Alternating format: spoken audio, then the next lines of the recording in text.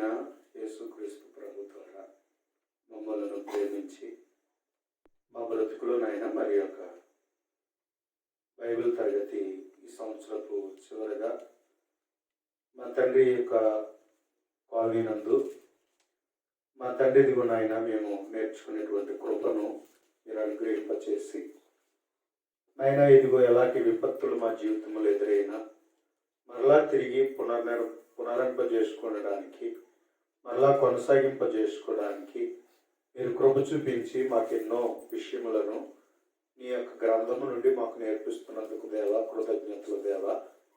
మా తండ్రి ఇదిగో నాయన ఈ సమయంలో ఈ మాటలను లక్ష్య పెడుతూ మీ చిత్తాన్ని గ్రహిస్తూ మీ జ్ఞానాన్ని పొందుకోగలిగేటువంటి కృపనివ్వండి. ఎలాగని నీ వాక్యము ద్వారా మేము ప్రేరేపించబడుతూ మీ చిత్తాన్ని, మీ జ్ఞానాన్ని, మీ తెలివిని, వివేకమును కలిగిన వారుగా, నిన్ను ఘనపరిచేవారుగా, మహిమపరిచేవారుగా ఉండాలని మా తండ్రి మీరు ఎలాగైతే మమ్మల్ని కోరుచున్నారో తండ్రి అలా నీ వాక్యము వినివారుగా, నేర్చుకునే వారుగా ఉండటకు దేవ సహాయం చేయండి. అలాగే నీ మాటలు నాయన ఎలాగో నీ చిత్తమైనదో అలాగే నీ మాటలు చెప్పగలిగేటట్లుగా జ్ఞానము నిమ్మని, తెలివి నిమ్మని, నీ దాసునుగా మా తండ్రి నీ నామాన్ని మహిమపరిచేటట్లుగా నీ పని చేయుటకు తగిన కృపదాయి చూపించమని మీరు వచ్చిన మమ్మల్ని అందరినీ మీ చిత్త ప్రకారం తరగతి నడిపిస్తూ మీరు మహిమ పొందుతారని నమ్మచ్చు. మీ చిత్తానుసరణ కార్యసిద్ధి చేకూరుస్తున్నారని నమ్మచ్చు. క్రీస్తు యేసు నామములో ప్రార్థించి వేడుకొనుచున్నాం తండ్రి, ఆమేన్. ప్రభు అయినటువంటి యేసుక్రీస్తు నామములో మీరు వచ్చినటువంటి సోదరులకు, సహోదరులకు ప్రతి ఒక్కరికి హృదయపూర్వకమైన వందనాలు తెలియజేస్తూ ఉన్నాను. ప్రియమైనటువంటి దేవుని వారలారా, దేవుని యొక్క పరిశుద్ధ గ్రంథంలో పౌలు గారి జీవితం గురించి మనము అనేక విషయాలు ఆలోచన చేస్తూ ఉన్నాం. అపోస్తలుడైనటువంటి పౌలు ఎఫెసు అనేటువంటి పట్టణానికి వచ్చాడు. ఆ పట్టణమందు ఆయన సమాజ మందిరంలోనికి వెళ్ళాడు. సమాజ మందిరంలో ఆయన వెళ్ళి ఏం చేశాడంటే ప్రసంగించుచు, దేవుని రాజ్యముని గురించి తర్కించుచు, ఒప్పించుచు, ధైర్యముగా మాట్లాడుచు 3 నెలలు అక్కడ గడిపాడు అనేటువంటిది అపోస్తల కార్యాలు 19వ అధ్యాయము 8వ వచనములో మనం చూస్తున్నాం. కాబట్టి పౌలు గారు మోసం చేసేవాడుగాను, మనుషులను మభ్యపెట్టేవాడుగాను, భయపెట్టేవాడుగాను ఆయన దేవుని పనిని ఎప్పుడు కూడా ఆ విధంగా చేసినటువంటి వాడు కాదు. దేవుని పనిలో దేవుని చిత్తాన్ని ప్రకటించాలని ప్రతి వ్యక్తిని ఎలాగైతే దేవుని వాక్యం చేత ప్రేరేపించబడి దేవుని యొక్క వాక్య శక్తిని వినియోగించి ఆ శక్తి గల దేవుని మాటల ద్వారా ఏ కార్యసిద్ధి జరగాలనేటువంటి దేవుడు కోరాడో అలాగనే లేఖనములలో నుండి క్రీస్తును ప్రకటించాడు, ఆయన రాజ్యమును ప్రకటించాడు. కాబట్టి అదే ఇక్కడ మనకు వారికి సమాజ మందిరంలో అటు రీతిగా వారితో మాట్లాడిన రీతిని మనం చూస్తాం. 8వ వచనం చూడండి. అతడు సమాజ మందిరంలోనికి వెళ్ళి ప్రసంగించుచు, దేవుని రాజ్యమును గురించి తర్కించుచు, ఒప్పించుచు, ధైర్యంగా మాట్లాడుచు 3 నెలలు గడిపాను అన్నాడు. 3 నెలలు గడిపాడు. 3 నెలలు అయిపోయింది. 3 నెలలు ప్రకటించిన తర్వాత అంగీకరించిన వాళ్ళు ఉన్నారు. అయితే అభ్యంతరాన్ని కూడా తెలిపిన వాళ్ళు కూడా ఉన్నారు. యేసు ప్రభు దీని గురించి ముందుగానే చెప్పాడు. అభ్యంతరాలు రాక మానవు అనే విషయాన్ని యేసుక్రీస్తు ప్రభు చెప్పాడు. దేవునికి తెలుసు మానవుని యొక్క స్వభావము అది పాప స్వభావములోనికి మిడిన తర్వాత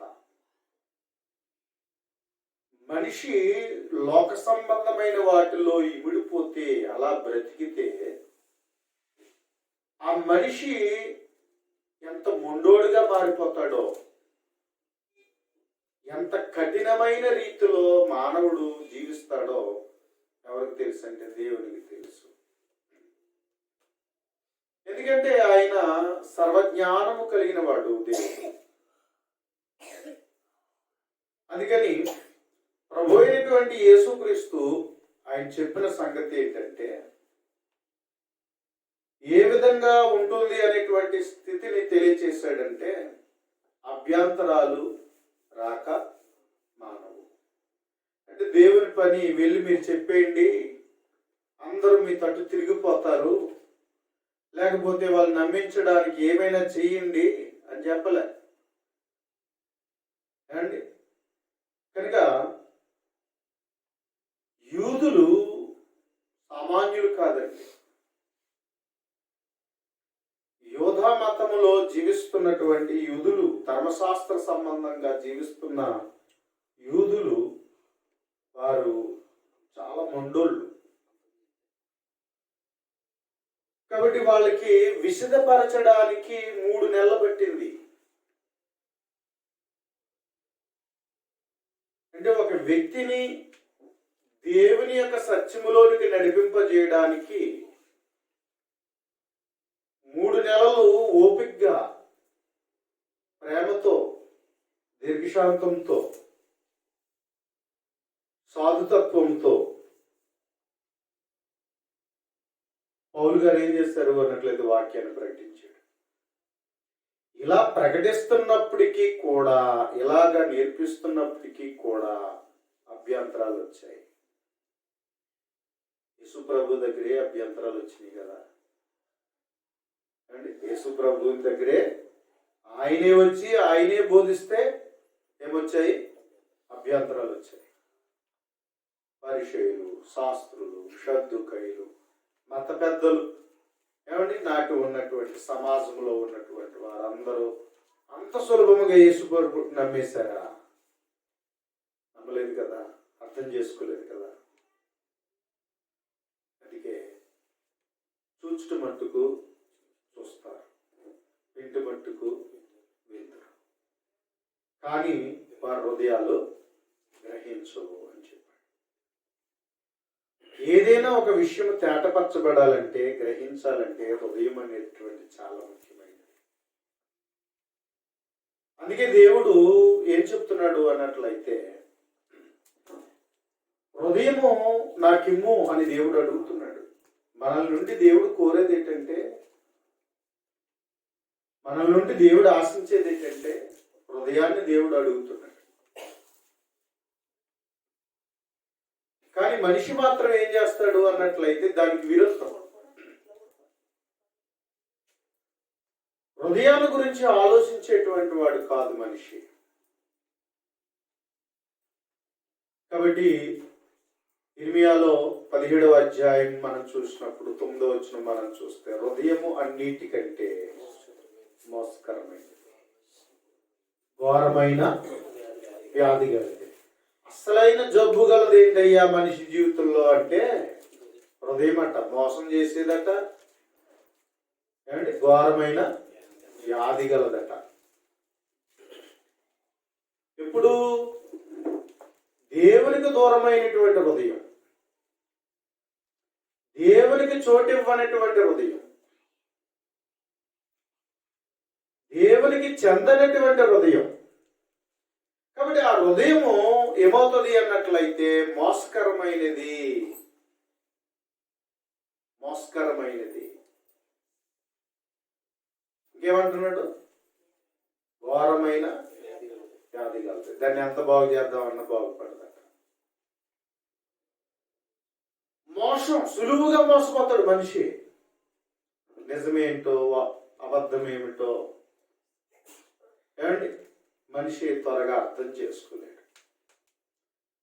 మాయ మాటలకు పడిపోయినంతగా నిజాన్ని మాత్రం పట్టుకోలేడు, చేపట్టలేడు మనిషి. నిజమేమో నిష్ఠూరం వేసినట్టుగా ఉంటుంది, అబద్ధమేమో లాలన చేసినట్లుగా జోలపాట కింద లేకపోతే బొజ్జగించినట్లుగా ఉంటుంది. అదేదో మనల్ని మంచిని కోరినట్టుగా ఉండి మనల్ని ఏం చేస్తుంది అంటే గుడ్లు పడేస్తుంది, గోతులు పడేస్తుంది. అందుకని మనిషి యొక్క జీవితాన్ని బాగు చేసుకోవాలంటే ముందు హృదయం గురించి ఆలోచించాల. మనిషి బాగుపడాలంటేనే హృదయం అనేటువంటిది ముఖ్యం. అందుకే దేవుడు అడుగుతున్నాడు, నీ హృదయం నాకేమో అని. నీ హృదయం నాకేమో. దేవునికి మనకి ఎంత ఇచ్చినా ఎన్ని చేసినా హృదయం ఇవ్వకపోతే అయిపోయింది మన జీవితం, ఇంకేం లేదు, ఇంకా వేస్ట్. అందుకే అంటూ ఉంటారు, body present mind absent. Body present అవుతే ఏంటి లాభం? శరీరాన్ని మనం ఎంతవరకు దేవుని దగ్గర తీసుకొచ్చిన ప్రయోజనం ఏంటి? హృదయం లేకుండా, హృదయం లేకపోతే యాంత్రికం అయిపోద్ది. అంతే కదా? ఇది ఎలా అవుతుందంటే, రోబోట్స్ తయారు చేస్తున్నారు ఇప్పుడు, మిషన్స్ ఉన్నది. అది ఎక్కడ పడితే అక్కడ ఉంటుంది, మనం ఎలా ఆపరేట్ చేస్తే అలాగ ఆపరేట్ అవుతుంది అంతే. దానికి అది పనిచేస్తుందా? దానికి అది పనిచేయదు, ఆపరేటర్ ఉండాలా. అలాగే హృదయము లేని మనిషి కూడా అంతే, మిషన్ లాంటి వాడే, యంత్రం లాంటి వాడే. తనకు తానుగా ఆలోచించలేడు, తనకు తానుగా నిర్ణయం తీసుకోలేడు. అందుకని ఆ స్థితిలో ఉండే అవకాశం. అందుకని హృదయం పాడైపోయిన ఎవరంటే గుడ్డివాడు. హృదయం పాడైపోయినాడు ఎవరు అన్నట్లయితే గుడ్డివాడు. హృదయం లేనివాడు, హృదయం పనిచేయనివాడు ఎవరు అన్నట్లయితే గుడ్డివాడు అని చెప్పచ్చు. ఇప్పటికీ ఏది కూడా అర్థము కాదు. సాతానుడు ఎంత పని చేశారో చూసారా? అందుకే సువార్త అనేటువంటి ప్రకాశమానము మనిషి జీవితంలో వెలిగించబడకున్నట్లుగా సాతానుడు ఏం చేశాడట? గుడ్డితనాన్ని కలుగు చేశాడు. మనోనేత్రాలకి గుడ్డితనం కలిగి చేశాడు. గుడ్డోడికి ఏమర్థమవుతుంది అండి? గుడ్డోడికి ఏమన్నా అర్థమవుతుందా? ఏం అర్థం కాదు. సాతానుడు ఎంత దెబ్బే కొట్టాడో చూశాడు ఈ ప్రపంచాన్ని. అంధకార సంబంధమైన అధికారి అన్నాడు. మనిషి బ్రతుకును చీకటిమయం చేశాడు. మంచేటో చెడ్డేటో, సత్యమేంటో అసత్యమేమిటో, జ్ఞానమేంటో అజ్ఞానమేమిటో ఏది కూడా ఎరుగులేనటువంటి స్థితిలో మనిషిని ఏం చేశాడంటే ఒక యంత్రంలా చేశాడు. ఒక యంత్రంలా చేశాడు. దేనికి అలవాటు పడితే దానికే బానిసైపోయాడు. ఇంకా దేనికి అలవాటు పడితే దానికే బానిసైపోయే స్థితిలోనికి మనిషి వెళ్ళిపోయినట్లుగా మానవ జీవితాన్ని మనం చూస్తున్నాం. అందుకనే హృదయాలు బాగు చేయడానికి యేసుక్రీస్తు ప్రభు లోకానికి వచ్చాడు. ఆ హృదయాన్ని బాగు చేయగలిగింది ఏంటంటే దేవుని వాక్యం. ఆ వాక్యాన్ని ఎవరైతే సిన్సియర్గా యథార్థంగా ధ్యానం చేస్తారో, యథార్థంగా ధ్యానం చేస్తారో వారికి దేవుని సత్యం అర్థమవుతుంది. యథార్థత లేని వాడికి దేవుని సత్యం ఎప్పటికీ అర్థం కాదు, ఎప్పటికీ అర్థం కాదు. పౌలు గారు 3 నెలలు కూర్చొని ఏం చేస్తున్నాడంటే లేఖనాలను పరిశోధింప చేస్తున్నాడు, వివరిస్తూ ఉన్నాడు. ప్రతి విషయాన్ని తర్కిస్తూ ప్రసంగిస్తూ ఏం చేస్తున్నాడంటే ప్రతి విషయాన్ని తేటపరుస్తూ ఉన్నారు. కొందరు అర్థం చేసుకుంటున్నారు, కొందరు మాత్రం అభ్యంతరాలు చెప్తున్నారు. కారణం ఏంటో తెలుసా? ఆ కింద మాటలు మనం చూసినట్లయితే చూడండి. అయితే కొందరు కఠినపరచబడిన వారే ఒప్పుకొనక జన సమూహం ఎదుట ఈ మార్గము దూషించుచున్నందున అతడు వారిని విడిచి శిష్యులను ప్రత్యేకపరుచుకుని ప్రతిదినము తురన్ను అని ఒక పాఠశాలలో తర్కించుచూ వచ్చాను. ఏం జరిగింది? కొందరు ఏమయ్యారట? అయితే కొందరు ఏం చెప్పబడ్డారంటే కఠినపరచబడిన వారే ఒప్పుకోలేదట. ఎవరు చెప్తే? పౌలు గారు చెప్తే. ఏమండి, అపోస్తలుడైనటువంటి పౌలు చెప్తే ఏం జరిగింది? హృదయము కఠినపరచబడినటువంటి వాళ్ళు వారు గ్రహించక ఏం చేశారట? వాళ్ళు దూషించే స్థితికి వెళ్ళారు. ఏమండి, జన సమూహం ఎదుటి మార్గమును దూషించుచున్నందునని మాట చూస్తున్నాం. కఠినపరచబడిన వారి ఒప్పుకొనక జన సమూహం ఎదుటి మార్గమును దూషించుచున్నందున అనేటువంటి మాటను మనం చూస్తూ ఉన్నాం. కఠినమైన హృదయాలు, కఠినమైనటువంటి హృదయాలు, కఠినపరచబడినటువంటి వాళ్ళు ఒప్పుకోలేదట. కఠినపరచబడిన వాళ్ళు ఏం చేయలేదు? ఒప్పుకోలేదు. ఎన్ని విధాలుగా లేఖనాలను పరిశోధింపజేసినా, ఎన్ని విధాలుగా తర్కించినా, ఎన్ని విధాలుగా ఆలోచింపజేసినా వాళ్ళు ఒప్పుకోలేదు కదా. తిరిగి ఏం చేశారు? దూషించడం మొదలుపెట్టారు. అందుకని అర్థం చేసుకోవాలి. ప్రియమైన వారులారా, ఎందుకు కఠినపరచబడ్డారు? ఎందుకు కఠినపరచబడ్డారు?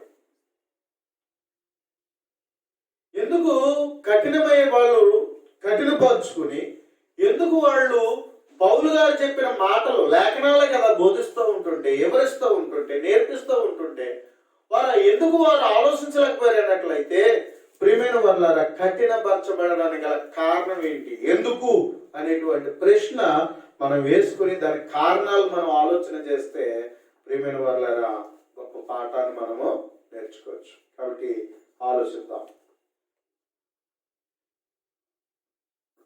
ప్రియమైన వారులారా, యూదులుగా జన్మించారు. బాల్యం నుండి యూదులుగా పెరిగారు. అంటే ధర్మశాస్త్ర సంబంధమైన రీతిగా వాళ్ళు ఏం చేయబడ్డారు? ఆచారాలకు, అప్పటి కాలపు ఏ పద్ధతులు అయితే ఉన్నాయో, ఏ ఆచారాలు అయితే ఉన్నాయో ఆచార ప్రకారంగా వాళ్ళు ఏం చేశారు? జీవించారు. వారు ఆ విధంగా బ్రతికినట్టుగా మనం చూస్తూ ఉన్నాం. కనుక ప్రియమైన వారులారా, మరి ఆచారాన్ని బట్టి వాళ్ళు బ్రతుకుతూ వచ్చారు. చిన్నప్పటి నుంచి నరనరాల్లో వాళ్ళకి అలవాటు అయిపోయింది. ధర్మశాస్త్ర సంబంధమైనటువంటి ఏవైతే క్రియలు ఉన్నాయో వాటికి వాళ్ళు ఏమైపోయారు అన్నట్లయితే, చిన్ననాటి నుండి కూడా వాటికి అలవాటు పడిపోయారు. మనం యూదులు, దేవుడు మనకి ధర్మశాస్త్రాన్ని ఇచ్చాడు. ఇది మోషే ధర్మశాస్త్రం. ఇది మనకిచ్చాడు.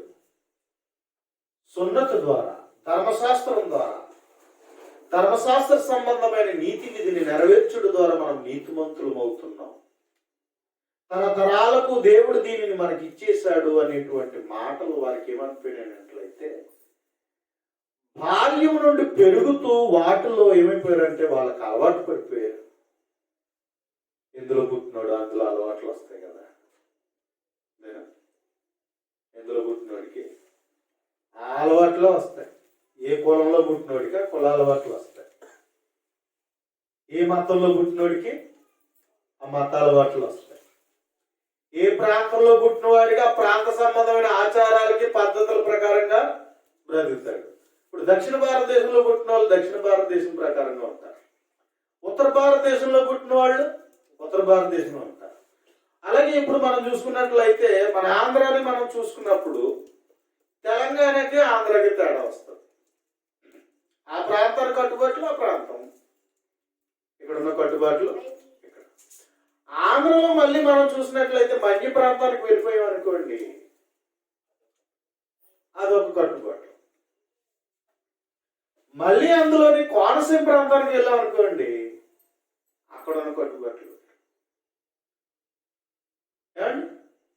ఇలాగా కొన్ని ప్రాంతాలకు తగినట్లుగా మనుషులు ఏం చేస్తారంటే పెరిగి ఆ వాతావరణానికి అలవాటు పడే పద్ధతులు కలిగి ఉంటా ఉంటారు. అది పుట్టుకతో ప్రారంభమై దానికి అలవాటు పడిపోయి ఇదే జీవితం అనుకుని ఇంకేం చేస్తారు అంటారంటే దాని మీదే ఆధారపడిపోయి జీవిస్తారు. అది ఎలా ఉంటుందంటే ప్రాణాధారంగా ఉంటుంది. దీన్ని నిలబెట్టాలి, దీని కొరకే బ్రతకాలి. ఏ కులంలో పుట్టినవాడు ఆ కుల సంబంధమైన దానికి పెరిగి ఆ కుల సంబంధమైన అలవాట్లకు ఆచారాలకు ఏమైపోతాడు, బలహీనుడైపోతాడు. అందుకని ఎందులో పుట్టి ఎందులో పెరిగాడో అది దాన్ని విడిచిపెట్టలేనటువంటి స్థితికి వెళ్ళిపోతాడు. దాని నుంచి బయటికి రాలేని స్థితికి వెళ్ళిపోతాడు మనిషి. ఏమండి, ఎలా పెంచబెడితే ఆ అలవాట్లు వస్తాయి మనకి. మనం పెరిగే పెంపకాన్ని బట్టే మనకు కూడా ఏమొస్తాయి, అలవాట్లు వస్తాయి. ఎక్కడ పుట్టామో ఎక్కడ పెరిగామో అలవాట్లే వస్తాయి. అంతే కదా, 6 నెలలు సహవాసం చేస్తే వారి వీరట అనేది కూడా చెప్పారు. యూదులు చూస్తే ప్రియమైన వారులారా, వారు ధర్మశాస్త్ర సంబంధమైన రీతులతో వాళ్ళు ఏం చేయబడ్డారంటే ఆచారాలతో బ్రతికారు. శరీర సంబంధమైన ఆచారాలు, శరీర సంబంధమైన శుద్ధి. అంతేకాకుండా వారు ఏం చేశారు అన్నట్లయితే వారు పాపము క్షమించబడుట కొరకు దేవుని సన్నిధికి బలులతో వెళ్ళారు. 5 బలులు. శరీర సంబంధమైన నిష్ఠాగరిష్ఠులుగా జీవించినటువంటి రీతి. మరి ఇలా బ్రతికినటువంటి వాళ్ళు ఇప్పుడు ఏదో కొత్త మతం వచ్చిందనుకుంటున్నారు వాళ్ళు. ఇదేదో కొత్త మార్గం, ఈ మార్గం అనే మాట అక్కడ చూస్తున్నాం. ఏంటిది కొత్తది? మన పితరుల నుండి వచ్చింది కదా ఇది. మన తాతల నుండి ఎప్పటి నుంచి అబ్రహాము, ఇస్సాకు, యాకోబులు వాళ్ళ వాగ్దానం చేస్తే అక్కడి నుంచి ఇస్సాకు ఇదిగో చెరలో నుంచి వెలుగులకు వచ్చిన తర్వాత దేవుడు ధర్మశాస్త్రాన్ని ఇచ్చి ఇది తరతరాలకు అనేటువంటి కట్టడి పెట్టి మనకి ఈ విధులకి ఇవే అని చెప్పేసి మనకి ఇచ్చినప్పుడు ఇవి కాదు అంటున్నారేంటి అనేటువంటిది అభ్యంతరం వస్తుంది. ఎవరు విడిచిపెడతారు? అలవాటైంది. అవునా?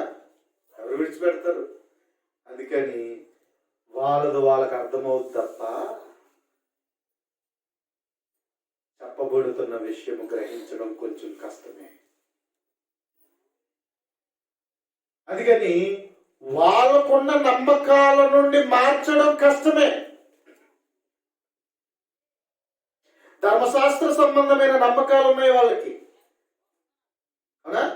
ధర్మశాస్త్ర సంబంధమైన నమ్మకాలు ఉన్నాయి. మరి ఆ నమ్మకాలలో నుంచి వాళ్ళు బయటికి రావడం కష్టమే. అందుకే నేటికి కూడా యూదులు ఆ నమ్మకాలతోనే ఆ విధంగా ఉండడం చేత నేటికి కూడా అక్కడ సువార్త ప్రకటిస్తే అడ్డగించే వాళ్ళు ఉన్నారు. ఇప్పటికీ యెరూషలేముకు వెళ్తే ఆ పరిసర ప్రాంతాల్లోనే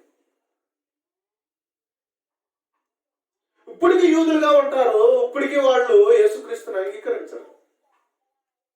కారణం ఏంటి అన్నట్లయితే శరీరానికి చోటిచ్చిన వాళ్ళు, సున్నతికి, ధర్మశాస్త్ర క్రియలకి మేము ఏదైతేగానే నీతిమంతులు అవుతామని ఇది కొట్టివేయబడదు, ఇది ఎప్పటికీ నిలిచి ఉండేది అనేటువంటి రీతిలో వాళ్ళు ఉన్నారు. కానీ వీళ్ళకి అబ్రహాము చేసిన వాగ్దానం వీళ్ళకి అర్థం కాదు. ధర్మశాస్త్రంలో ఉన్నటువంటి మెస్సియాను గురించి కానీ ఆ ఛాయ నిజ స్వరూపాల గురించి కానీ వీళ్ళకి ఏమి ఎక్కడ కూడా అర్థం కాదు. ప్రవచనాలు కూడా వీళ్ళకి అవగాహన కాదు, వీళ్ళకి అర్థం కాదు. ఇప్పుడు ధర్మశాస్త్రం చదవరా అంటే అక్కడ ప్రకటించబడింది. పౌలు అంతటి వాడు ఒకనాడు యూదుడిగా ఉన్నటువంటి వాడు, ఒకనాడు పరిశీయుడిగా ఉన్నటువంటి వాడు, ధర్మశాస్త్ర పండితుడైనటువంటి వాడు తనే ఏం చేశాడు అన్నట్లయితే, అయ్యా ఇదిగో లేఖనాలు, ఇదిగో ఎలాగుంది, ఇదిగో యేసు ఎవరో కాదు క్రీస్తు, ఆయన ద్వారా ఇదిగో రాజ్యం వచ్చింది, సంఘం అనేటువంటి విషయాన్ని తెలియపరుస్తున్నప్పుడు వారికి మింగుడు పడడం లేదు, అర్థం కావడం లేదు. ఇది ఎలాగునా అని వాళ్ళ అభ్యంతరాన్ని తెలియచేస్తున్నారు. ఇది మేము ఒప్పుకోం. మా ఆచారం నుండి ఏదైతే వచ్చిందో అది కాదని ఇంకో దాంట్లో మేము అడుగు పెట్టడానికి ఇదిలాగే ఉంటాం అనేటువంటి రీతిలో దేవుడు ఇచ్చాడు కదా అని చెప్పడంలో, వారి నమ్మకాలను బట్టి, వారి ఆచారాలను బట్టి. తర్వాత మనకు యేసుక్రీస్తు ప్రభు కాలంలో ఎక్కువ శాతం వేషధారణకు లోనయ్యారు, వేషానికి విలువిచ్చారు. యూదులు ఎక్కువగా వేషానికి విలువిచ్చారు.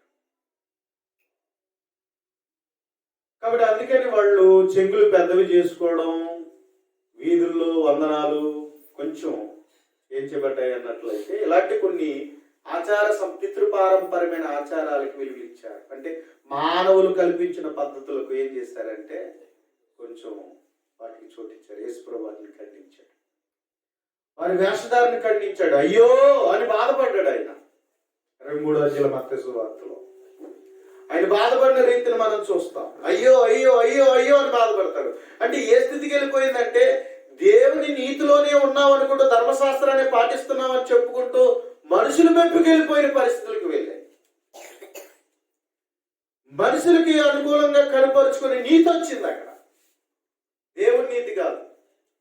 అందుకని పౌలు గారు ఏమంటాడంటే రోమపత్రిక 10వ అధ్యాయం 2వ వచనంలో మీ ఆసక్తి బాగుంది కానీ మీ ఆసక్తి ఎలాంటిది కదంటే జ్ఞానానుసారమైంది కాదు అన్నాడు. ఆసక్తి లేదా, మేము దేవుని నమ్మట్లేదా? ఇదిగో మేము మా పితరుల నుండి, అబ్రహాము నుండి, ఇస్సాకు నుండి, యాకోబు నుండి ఆ వివిధ రీతిగా వచ్చిన శరీర సంబంధమైన జనం మేము. కాబట్టి మాలో నుండి ప్రవక్తలు వచ్చారు, మాలో నుండి ధర్మశాస్త్రం వచ్చింది, మాలో నుండి వచ్చే దీన్ని మేము విడిచిపెట్టాం అనేటువంటి ఒక కఠినత్వం కలిగి ఉన్నటువంటి పరిస్థితిని మనం చూస్తూ ఉన్నాం. ప్రియమైన వాళ్ళగా హృదయములో ఒకటి ఫిక్స్డ్ అయిపోతే, స్థిరపరిచేసుకుంటే,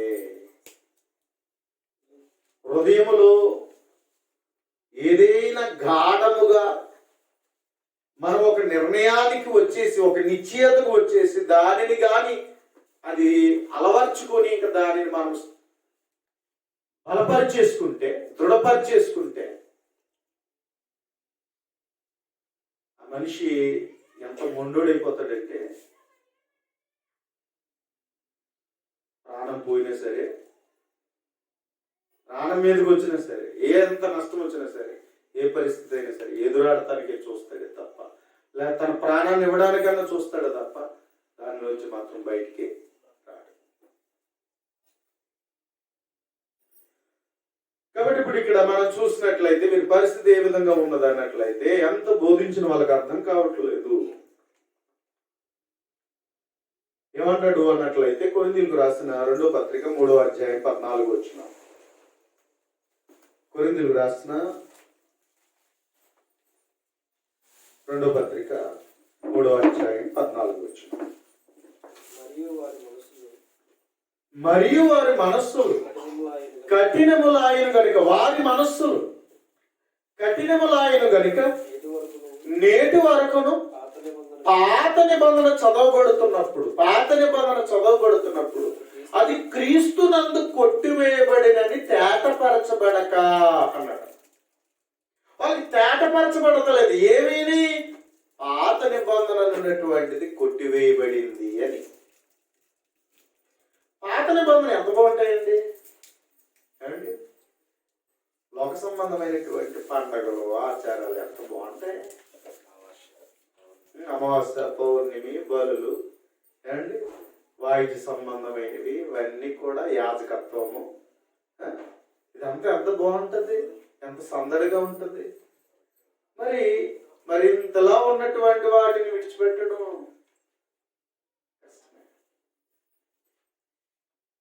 కానీ అర్థమవుతే ఇవన్నీ ఒట్టివిరా బాబు, ఇవి కాదు, నిజ స్వరూపం వచ్చింది. ఆ నిజ స్వరూపమైన క్రీస్తుని కలిగి ఉండాలి. క్రీస్తు వచ్చిన తర్వాత ఇంకేమీ లేవు, ఇవన్నీ ఒట్టివే అనేటువంటి సంగతి అర్థమవుతే వీటిని మరిచి క్రీస్తులోకి వస్తారు. క్రీస్తునందున్న నీతి కొరకు, జ్ఞానం కొరకు పరుగులు పెడతారు పౌరులాగా. వెనుకున్న వాటిని అన్ని మరిస్తారు, ముందున్న వాటి కొరకు, క్రీస్తులో ముందున్న వాటి కొరకు వేగులు పడతారు. అందుకే ఏవేవి లాభకరములు ఉండవో వాటిని ఏం చేశాను నేను, పెంటతో సమానంగా చేశాను, వాటిని విడిచిపెట్టేశాను. కనుక ప్రియమైన వారులారా, యూదులలో ఉన్నటువంటి వారి యొక్క హృదయాంతరంగాలలో మేము యూదులు పలానా గోత్రానికి చెందిన వాళ్ళు, మేము సున్నతి చేయబడిన వాళ్ళు, ధర్మశాస్త్రం మాకు ఉంది, దేవుడు అన్ని జనాంగములలో నుంచి మా జనాంగాన్ని ప్రత్యేకపరిచాడు, మేము దేవుని జనాంగం అనేటువంటిది వాళ్ళు ఏమైపోయారంటే ధర్మశాస్త్రము, ప్రత్యక్ష గుడారం, లేకపోతే దేవాలయము దీనికి ప్రాధాన్యత ఇచ్చారు. దేవుడు మా మధ్యన ఇలా ప్రత్యేకపరుచుకున్నాడు కదా. మరొక ముఖ్య విషయం ఏమిటంటే పాత నిబంధనలో యేసుక్రీస్తు మర్మంగా ఉన్నాడు. ఎక్కడా కూడా ఆయన బహాటంగా కనిపించదు. ఆయన గురించి మర్మంగా చెప్పబడింది. మరి యేసు మెస్సీ అంటే ఎలా అంగీకరించడానికి వీలు ఉంటుంది? మరి యేసు మెస్సీ అయితే మెస్సీగా వాళ్ళు అంగీకరించడానికి వాళ్ళ ఆలోచన వేరే, వాళ్ళు ఎదురు చూసిన విధానం వేరే. అందుకని ఒకవేళ ఏం చేస్తాడు, దావీదు ఏం చేశాడు? యుద్ధం చేశాడు. మరి ఈయన కూడా వచ్చి ఏం చేస్తాడు? భౌతికంగా సింహాసనం మీద కూర్చుని ఏం చేస్తాడు? యుద్ధము చేస్తాడు. మరి ఈయన ఏది మరి ఏమైనా చెప్తామంటే ఈయన భౌతికమైన రాజుగా ఏమైనా యుద్ధం చేశాడా? మాకు అప్పుడు దావీదు అలాగైతే యుద్ధం చేశాడు, ఈయన అలాగే మాకు ఏమి చేయాలన్నట్లయితే యుద్ధం చేసి అలా భౌతికమైన రాజ్యము, అధికారం ఉండాలి. ఇవేమి కానీ క్రీస్తు ద్వారా దేవుడు ఇస్తానన్నదేమో ఆత్మ సంబంధమైనది, వీళ్ళు ఎదురు చూస్తుందేమో శరీర సంబంధమైనది.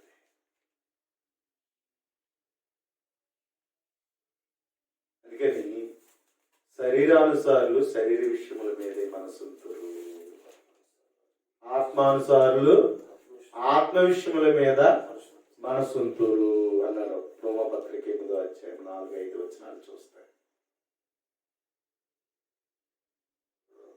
శరీరానుసారంగా అలవాటు పడిన వారు శరీరానుసారంగానే ఆలోచన చేస్తారట. వాళ్ళకి ఆత్మ సంబంధమైన విషయాలు అర్థం కావు. ధర్మశాస్త్రాన్ని ఎక్కువ శాతం వాళ్ళు ఎలా చూసారంటే శరీరానుసారంగా చూసారు, కానీ ఆత్మ సంబంధంగా వాళ్ళు ఆలోచన చేయలేదు. ఆత్మ సంబంధమైన క్రీస్తుని గురించిన వాళ్ళు దేవుడు వాగ్దానం చేసిన ప్రవచించినటువంటి సంగతులు వాళ్ళకి తేటపరచబడలేదు. ఆ మర్మమై ఉన్నటువంటి క్రీస్తును వాళ్ళు అర్థం చేసుకోలేదు. ఏ విధంగా వాగ్దానం చేయబడిందో, ప్రవచించబడిందో, ఆ ప్రవచన పూర్తిగానే యేసు వచ్చాడని, అలా నెరవేర్చాడని, లేఖనాల ప్రకారం చనిపోయాడని, సమాధి చేయబడ్డాడని, మరణం నుండి తిరిగి లేచాడనే సంగతి వీళ్ళకి అర్థం కావట్లేదు. అందుకని ఒక దానికి అలవాటు పడిపోయినోడు ఇంకోటి అర్థం చేసుకోవడం చాలా కష్టం అండి. ముందు తన మనసులో ఉన్నది అన్ని పక్కకెళ్ళిపోతే అప్పుడు మరొక విషయాన్ని స్పష్టంగా అర్థం చేసుకోవడానికి అవకాశం ఉంటుంది. తన మనసులో అది పోకుండా అదే తన మనసులో ఉన్నప్పుడు ఇంకొక విషయాన్ని ఎలా అర్థం చేసుకోగలుగుతాడు? అదే కదా. అందుకే అంటాడు, ఒరే బాబు ముందు నీ మనసులో ఉన్న పక్కన పెట్టరా, అప్పుడు నీకు అర్థమవుతుంది అంటూ ఉంటావు అప్పుడప్పుడు. ఇంకా అదే పట్టుకుని కూర్చోగల, అదే పట్టుకుని కూర్చుంటే నీకు ఏం అర్థం కాదంటూ ఉంటావు అప్పుడప్పుడు. అలాగే ఏదైనా దేవుని సంగతులు అర్థం కావాలంటే దేవుని నడిపింపు అవసరం. అలా నడిపించబడుతున్నప్పుడు యథార్థంగా దాన్ని అంగీకరించేటువంటి రీతిలో ఉండగలగాలి. అది లేనప్పుడు ప్రియమైన వాళ్ళ కఠినమైపోతారు, హృదయం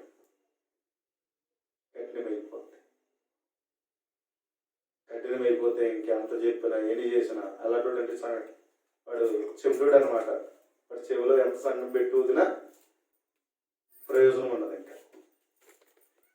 అందుకని ప్రియమైన వాళ్ళరా, మనిషిని అక్కడ కఠినపరచబడ్డ స్థితిలో మనం చూస్తే వారి నమ్మకాలు, వారి ఆచారాలు, వారి వేషధారణ, అవివేక హృదయము గ్రహించలేకపోవడాన్ని బట్టి, తేటపరచబడలేకపోవడాన్ని బట్టి ఈ విధమైనటువంటి పరిస్థితి ఉన్నది. స్టెఫను వాళ్ళ మీద ఒక నేరస్థాపన చేస్తున్నాడు. ఏమని చెప్తున్నాడు అంటే, అపోస్తల కార్యాలు 7వ అధ్యాయం 51వ వచనం చూద్దాం. స్టెఫను గారు వారి మీద వేసినటువంటి ఒక నేరం ఏం చెప్తున్నాడో చూడండి. అంతా విశదీపరిచి అంతా తెలియజేసాడండి, అన్ని విషయాలు తెలియపరిచాడు, కానీ ఎంత చెప్పినా వాళ్ళకి తేటపరచబడలేదు. కాబట్టి ఏమంటాడు అంటే 51వ వచనంలో, ముస్కరులారా, హృదయములను చెవులను దేవుని వాక్యమునకు లోపరచునొల్లని వాళ్ళారా, నీ పితరుల వలె మీరును ఎప్పుడును ఎల్లప్పుడూ పరిశుద్ధాత్మను ఎదిరించుచున్నారు అన్నాడు. మీ పితరుల వలె మీరును ఏండి, అరణ్యంలో యోసేపు దగ్గర అరణ్యములోను, ఏమండి అలాగే చూస్తే ప్రవక్తల దగ్గర మనం చూసినట్లయితే పాత నిబంధన పితరులు యూదుల స్వభావాన్ని మనం చూస్తే వాళ్ళు గ్రహించలేనప్పుడు వాళ్ళు ఏం చేశారంటే తిరుగుబాటు చేశారు, హింసించారు. ఇది పూర్వం నుండి ఉందయ్యా అనేటువంటి విషయాన్ని తెలియజేస్తున్నాడు. అందుకని ముస్కరులారా, హృదయములను చెవులను దేవుని వాక్యమునకు లోపరుచుకొనని వాళ్ళారా అంటూ కింద పుట్టినోడు చూడండి, ఒకటిలో వంచని మెడగలవారులారా, హృదయముల యందును చెవుల యందును సున్నతి పొందిన వారులారా అన్నాడు. ఏమంటున్నాడు అంటే హృదయముల యందును చెవుల యందును సున్నతి పొంద. వీళ్ళు భౌతికంగా ఏమన్నారు, మేము 8వ దినాన్ని సున్నతి పొందేసాం, మేము యూదులు, మేము దేవుని ప్రజలు అన్నాడు. బాహ్యమైన సున్నతే కాదు అన్నాడు. బాహ్యమునకు యూదుడైన వాడు యూదుడే కాదు, ధర్మశాస్త్రం వినినంత మాత్రాన నీతిమంతుడు కాదు అన్నాడు రోమీయులకు రాసిన పత్రిక 3వ అధ్యాయంలో.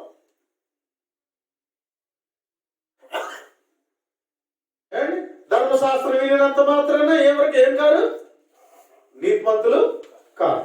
కాబట్టి వీళ్ళు చదువుతున్నాం అంటున్నారు, ధ్యానిస్తున్నాం అంటున్నారు. దానిని బట్టి మేము ఏమై ఉన్నాం అంటే మేము నీతిమంతులు. ఇదిగో మేము పుట్టుక యూదులం కాబట్టి, మేము సున్నతి పొందాం కాబట్టి, ఇదిగో మేము ఆ ప్రజలుగా జీవిస్తున్నాం కాబట్టి మేము దేవుని ప్రజలమే అనేటువంటి మొండుతనం ఉంది దగ్గర. కానీ యూదుడు అనేటువంటి వాడు బాహ్యమైన సున్నతి కాదు, ఎక్కడ జరగాలి, హృదయములోను చెవులి యందును.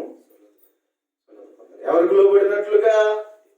దేవునికి లోబడినట్లుగా సున్నతి చేయాలి, ఛేదనము చెయ్యాలి. ఛేదనం ఏంటి? ఛేదనం అంటే ప్రియమైన వాళ్ళారా, ఏదైతే దేవునికి లోబడలేనటువంటి, కఠినపరిచేటువంటి, గ్రహించలేనటువంటి స్థితి ఏదైతే ఇస్తుందో దానిని తీసి పడేస్తే కానీ అర్థం అవుతాం. దాన్ని తీసివేయాలి. హృదయంలో మనకి ఏదైనా సరే చిన్న కోరిక అనేది గాఢంగా ఉండిపోయింది అనుకోండి, కష్టం వాడు మార్చడం. గాడికి అదే అర్థమవుతుంది. హృదయంలో ఏముంటే కళ్ళుకి అది అర్థమవుతుందండి, చెవులకి అలాగే అంటాడు. హృదయంలో ఉన్నదాన్ని బట్టి ఏం చేస్తాడు, చెవులు అలాగే పనిచేస్తాయి, కళ్ళు అలా పనిచేస్తాయి అంతే. హృదయం పనిచేయాలంటే ఇప్పుడు ఏం చేయాలి? ఇప్పుడు ఏదైతే ఉందో దాన్ని తీసేయాలి.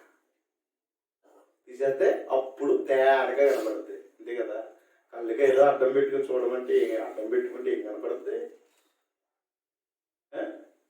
నీలం అద్దాలు పెట్టుకుంటే నీలంగా కనపడుతాయి, నల్ల అద్దాలు పెట్టుకుంటే నల్లగా కనపడుతాయి, ఎర్ర అద్దాలు పెట్టుకుంటే ఎర్రగా ఉంటుంది. అంతే కదా, పచ్చగా పెట్టుకుంటే పచ్చగా ఉంటుంది.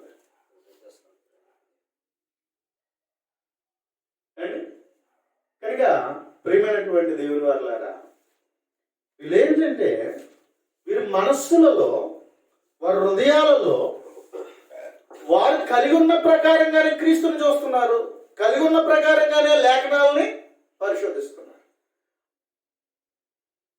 అప్పుడు ఎలా అర్థమవుతాయి, ఎలా గ్రహించగలుగుతారు? వాక్యం దగ్గరికి వచ్చేటప్పటికి యోగ్యమైన మంచి మనసు కావాలంటాడు. ఏం కావాలా? యోగ్యమైన మంచి మనసు. అంటే ఇప్పుడు ఏం చేయాలి? ఇప్పుడు ఏముండకూడదు, ఇంకా వాక్యం దగ్గరికి వచ్చిందా అయినా పక్కనెట్టేయాల. ఏ విషయమైనా తేటదల్లంగా చూడాలి అనుకున్నప్పుడు ఏం చేయాలి? మనం మనసులో ఉన్నదంతా అప్పుడు వరకు మన అనుభవాలు మనకు ఉన్నాయన్నీ పక్కనెట్టేసేసి ఏం చేయాలంటే స్వచ్ఛంగా చదవాలి వాక్యాన్ని. స్వచ్ఛంగా వాక్యం చదివినప్పుడు అప్పుడు వాస్తవం అర్థమైపోతుంది, దేవుని చిత్తం ఏంటో స్పష్టమైపోతుంది. అంతేగాని మనసులో ఏదో పెట్టుకుని ఆ ప్రకారంగా చదివితే ఏముంటుంది? అదే అలాగే చదువుతాం, ఎంత చేసినా అదే చదువుతాం. ఉదాహరణకి చెప్తాను, హెబ్రీయులకు రాసిన పత్రిక మనం చూసినట్లయితే ప్రియమైన వారులారా, మాటను చూడండి ఒకసారి. 3వ అధ్యాయంలో హెబ్రీయులకు రాసిన పత్రిక 3వ అధ్యాయం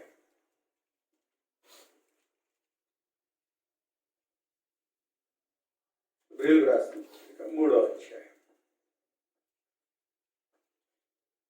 12వ వచనం.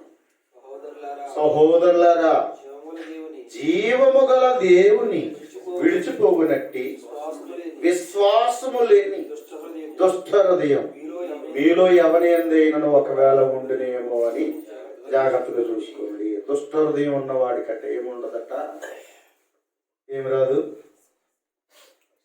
విశ్వాసం రాదు. విశ్వాసము లేని దుష్ట హృదయం అన్నాడు. అంటే దుష్ట హృదయం ఏం పుట్టించదు, విశ్వాసాన్ని పుట్టించదు. వాక్యము మంచిదండి, సువార్త అన్నారు, మంచి వార్త, వాక్యం మంచి వాక్యం. ఆ మంచి వాక్యంలో మనలో ఉన్నప్పుడు చెత్త చెదారం ఏమీ లేదనుకోండి, వాక్యములో ఉన్న మంచి ఏంటో స్పష్టంగా అర్థమైపోతుంది, సత్యం ఏంటో మనకు స్పష్టంగా అర్థమైపోతుంది. అదే మన హృదయంలో కల్మషం ఉంటే ఏమండి, వాక్యం అర్థమవుద్దా? వాక్యం అర్థమో కాదు. దుష్ట హృదయం ఉంటే ప్రియమైన వాళ్ళ వాక్యాన్ని అలాగే ఏరుకుంటాం, అలాగే చదువుకుంటాం, అలాగే అర్థం చేసుకుంటాం. అవునా? విచారం చేసేవాడికి, విచార కనులకి తనకు అనుకూలంగా వాక్యాన్ని ఏరుకుంటాడు. అవునా? దొంగడు తగ్గట్టుగా వాక్యాన్ని ఏరుకుంటాడు. ఎవడు దురాశ ప్రకారంగా వాడి ప్రకారం ఏం చేస్తుంటాడు, వాక్యాన్ని కోరుకుంటాడు, అలాంటి బోధనే కోరుకుంటాడు. అవునా? అంటే హృదయాన్ని బట్టి ఏం జరుగుతుంది, వాక్యాన్ని కోరుకుంటాడు. హృదయం మంచిగా అయిందనుకోండి, అలాగే వాక్యాన్ని మంచిగా చక్కగా గ్రహించగలుగుతాడు. అదే హృదయంలో ఏదైనా ఉందనుకోండి, దాని ప్రకారం ఏమవుతుంది, నేను చెప్తున్నాను కదా. ఇప్పుడు పాత్ర ఉంది, ఒక పాత్రలు మనం దేనికి అలవాటు చేస్తే అది ఏమవుతుంది, ఆ స్మెల్ వస్తుంది. బియ్యం వేస్తే బియ్యం కప్పు వస్తుంది, చింతపండు వేస్తే చింతపండు వాసన వస్తుంది. అవునా? ఎండ్రింగ్ వేసింది ఎండ్రింగ్ వాసన వస్తుంది, కిష్ణాలు వేసింది కిష్ణాల వాసన వస్తుంది. అంతేనా? ఇంతకుముందు కుండల్లో వేసుకునే వాళ్ళం, కుండల్లో మట్టి చేరిపోయి నూనె వేసింది మట్టి చేరిపోయి ఆ స్మెల్ వచ్చేది కదా. అవునా? కుండలో కదా రాసుకున్నాం ఇంతకుముందు. ఇప్పుడైతే ప్లాస్టిక్, స్టీల్ అన్నీ వచ్చాయి. మట్టి పాత్రలోనే కదండి ఒకప్పుడు మనం పక్కలు వండుకుంటా దాచుకుంటా. ఏ బియ్యమైనా ఎందులో వేసుకునేవారు, మట్టి కుండలోనే కదా. ఏమన్నా వేసుకున్నా కుండలో వేసుకునేవారు. అవి తీసేసినా ఏమొచ్చేది, అదే స్మెల్ వచ్చేది కదా. అవును కదా. అయితే ఆ స్మెల్ పోవడానికి ఏం చేస్తారు, కడిగేస్తారు. ఎందుకంటే అలా ఉండగా అందులో వేస్తే ఏమొచ్చేస్తుంది, మళ్ళీ ఏ స్మెల్ వచ్చేస్తుంది. ఆ బియ్యం కూడా ఒకవేళ ఏమైతే మళ్ళీ వేసామో అందులో స్మెల్ వచ్చేస్తుంది. ఏమైతే అప్పుడు వరకు ఏదైతే ఉండి దానికి అలవాటు పడిపోయింది ఆ కుండ, అందులో వేసిన తర్వాత అదే స్మెల్ వస్తుంది. అప్పుడప్పుడు డబ్బాలో మనం పొలంలో ఉన్న ఎండ్రింగ్ డబ్బాలు ఇవన్నీ తెచ్చుకుంటూ వాడుకుంటూ ఉంటాం. తాగితే అలాగే అదే స్మెల్ వస్తూ ఉంటుంది. అందుకని మనం ఏం చేస్తాం, శుభ్రంగా కడుగుతాం. చింతపండు వేసి కడుగుతారు, లేకపోతే అందులో సప్పేసి కొన్ని రోజులు అలాగే దాన్ని నానబెట్టి అది పోయేంత వరకు అలా చేస్తారు. అలాగే మన హృదయాల్లో ఫస్ట్ పెట్టేసిన హృదయాలండి. ఈ లోకాచారాలు, ఈ లోక పద్ధతులకి, వీటికి అన్నిటికీ అలవాటు పడిపోయింది ఈ హృదయం. అందుకే మనసు పెట్టి వాక్యం వినడానికి ఇష్టపడదు. అందుకని వాక్యం విన్నా మనకు అనుకూలంగా కోరుకుంటాం. మన హృదయంలో ఏముంటే అలా కోరుకుంటాం. అయితే ఈ హృదయం ఏమవ్వాలి, పవిత్రమైన హృదయం కావాలి. ఏం కావాలా, పవిత్రమైన హృదయం కావాలి. పవిత్రమైన హృదయం కావాలంటే వాక్యమును వినడానికి కావలసిన చెవి కావాలి. ఆ చెవి నుండి హృదయంలోనికి వాక్యం వెళితే మన హృదయం స్వచ్ఛమైపోతుంది. అలా చదవాలి, అలా పరిశీలించాలి. అలాగే మనం శ్రద్ధ కలిగి వినమంటాడు. అందుకే శ్రద్ధ కలిగి వినమంటాడు దేవుడు, శ్రద్ధ కలిగి వినమంటాడు. హృదయాన్ని ఇవ్వాలి దేవునికి, హృదయాన్ని ఇవ్వాలి. దేవుడు కోరినట్టుగా హృదయాన్ని ఇవ్వాలి. మనకు అనుకూలంగా తీసుకెళ్ళి మన అనుకూలంగా వాక్యం చదువుకుంటే ప్రయోజనం, మనకు అర్థమైనట్టే ఉంటుంది వాక్యం. అంతే కదా, మనకు అర్థమైనట్టుగానే ఉంటుంది. కనుక ప్రియమైన వాళ్ళారా, అంచేత మన జీవితంలో ఈరోజు మానవుని యొక్క జీవితంలో మనం చూసినట్లయితే దేవుని వాక్యమును మానవుడు గ్రహించలేకపోవడం గల కారణాలు ఇవే. దుష్ట హృదయం. మనుషుడు దుష్టత్వానికి అలవాటు పడ్డాడు, దుర్నీతికి అలవాటు పడ్డాడు. ఏమండి? కాబట్టి ఈ విధముగా దేవునికి విరుద్ధమైనటువంటి వాటి ప్రకారంగా మనుషుడు ఏం చేశాడు అన్నట్లయితే వాటిని కలిగి ఉన్నటువంటి పరిస్థితులు మనం చూస్తూ ఉన్నాం. అంచేత ప్రియమైనటువంటి దేవుని వారలారా, అవివేక హృదయములు ఏమైపోయింటే అంధకారం అయిపోయాయి. అవివేక హృదయాలు ఏమైపోయినాయి అన్నట్లయితే అంధకారం అయిపోయి. అంచేత కింద వచ్చిన ఏమంటాడంటే, పాపం అనే భ్రమ చేత మీలో ఎవడను కఠినపరచబడకున్నట్లు అంటాడు. పాపం అనే భ్రమ అంట మన హృదయాన్ని ఏం చేస్తుందట? కఠినము చేసేస్తుంది. పాపం అనే భ్రమ అంట హృదయాన్ని ఏం చేస్తుంది? కఠినపరిచేస్తుంది. కనుక ప్రియమైన వారలారా, అది అసూయ అయినా సరే, కోపమైనా సరే, కలహమైనా సరే, కక్ష అయినా సరే, అది ఏదైనా సరే మనకు అనుకూలంగా ఏం చేస్తుంటారు? హృదయాన్ని కఠినం చేసేసుకుంటాం. అవునా? కఠినం చేసేసుకుంటాం. కాబట్టి ఆ విధమైన పాపం అనే భ్రమ చేత మనిషి ఏం చేస్తున్నాడు అంటే, తనకున్న అలవాటును బట్టి, అది ఏదైనా సరే, ఏ చెడు అలవాటు అయినా సరే, ఆ అలవాటును బట్టి తన హృదయాన్ని ఏం చేసుకున్నాడు? మనిషి కఠినము చేసుకున్నాడు. అప్పుడు ఆ కఠినమైన వాక్యం ఎలా అర్థమవుద్ది? ఇప్పుడు చూడడానికి అప్పటి వరకు బాగానే ఉన్నాడట, పోయి కొంచెం చెడు అలవాట్లకు అలవాటు పడ్డాడట. అక్కడి నుంచి దేవుని సన్నిధికి రావడం మానేసాడట, వచ్చిన ఏదో వస్తున్నాడట, పోతున్నాడట. ఇంకా అలాగే అయిందట. ఎందుకు? దేనికి అలవాటు పడ్డాడు? చెడు సహవాసాలకు అలవాటు పడ్డాడు, పాపానికి అలవాటు పడ్డాడు. అలా అలవాటు పడిన వాడు ఏమవుతాడు? వాక్యాన్ని అలాగే స్వచ్ఛంగా వినగలుగుతాడండి. వినగలుగుతాడా? మళ్ళీ ఏమట్టు వచ్చేస్తుంటది? మనలో ఉన్న పాపము దేవుని వాక్యాన్ని వినడానికి శ్రద్ధ పుట్టించడం. ఎందుకంటే మన ఈ రీతిగా ఉండేటువంటి అవకాశం ఉన్నది. ప్రియమైన వారలారా, అందుచేత ఆనాడు ఆ యూదులు ఎంచబడ్డారండి, కఠినపరచబడ్డారు. ఇప్పుడు చూద్దాం దెస్సలోనికీయులకు రాసిన మొదటి పత్రిక 2వ అధ్యాయం 15వ వచనం. చూడండి ఏమంటున్నాడో. దెస్సలోనికీయులకు రాసినటువంటి మొదటి పత్రిక 2వ అధ్యాయము 15వ వచనం నుండి మనం చూసినట్లయితే, ఆ యూదులు తమ పాపములను ఎల్లప్పుడూ సంపూర్తి చేయటకే ప్రభువైన యేసును ప్రవక్తలను చంపి మమ్మును హింసించి అన్యజనులు రక్షణ పొందుటకే వారితో మేము మాట్లాడకుండా మమ్మల్ని ఆటంకపరచుచు దేవునికి ఇష్టలు కాని వారును మనుషులందరికీ విరోధులై ఉన్నారు. దేవుని ఉగ్రత తుదమట్ట వారి మీదకి వచ్చును అని చెప్పాడు. కాబట్టి పౌలు వారి మధ్య చెప్తూ ఉన్నప్పుడు వారు ఏం చేశారు అన్నట్లయితే, ప్రియమైన వాళ్ళారా, వారు అంగీకరించలేదు, అర్థం చేసుకోలేదు. కనుక ఆ విధంగా యూదులు ఉన్నారు. యూదులేనా అంటే ఈరోజు అన్యజనులు కూడా అలాగే ఉన్నారు. యూదులే కాదు, అన్యజనులు కూడా. ఈరోజు మనము కూడా అదే విధమైనటువంటి పరిస్థితిలో ఉన్నాము. తిమోతికి రాసిన మొదటి పత్రిక 1వ అధ్యాయం 5వ వచనంలో మనం చూసినట్లయితే యూదుల గురించి మరొక మాట చెప్పబడుతూ ఉంటుంది. అక్కడ ఏమంటాడు అన్నట్లయితే, ఏమండి, దేవుని వాక్యము లేకపోతే దేవుని ఉపదేశమును అంగీకరించడానికి మన జీవితంలో 3 ఉండాలట. ఆ 3 ఏంటంటే పవిత్రమైన హృదయమును, మంచి మనస్సాక్షి, నిష్కపటమైనటువంటి విశ్వాసం. దీని నుండే ప్రేమ వస్తుందట. దీని నుండే ఏమొస్తుంది అన్నట్లయితే ప్రేమ వస్తుంది. కనుక ప్రియమైన వారలారా, దేవుని యొక్క వాక్యము మన మానవుని యొక్క జీవితంలో దేవుడు ఏదైతే ఉపదేశించాడో ఉపదేశాన్ని మన జీవితంలో పొందుకోవాలంటే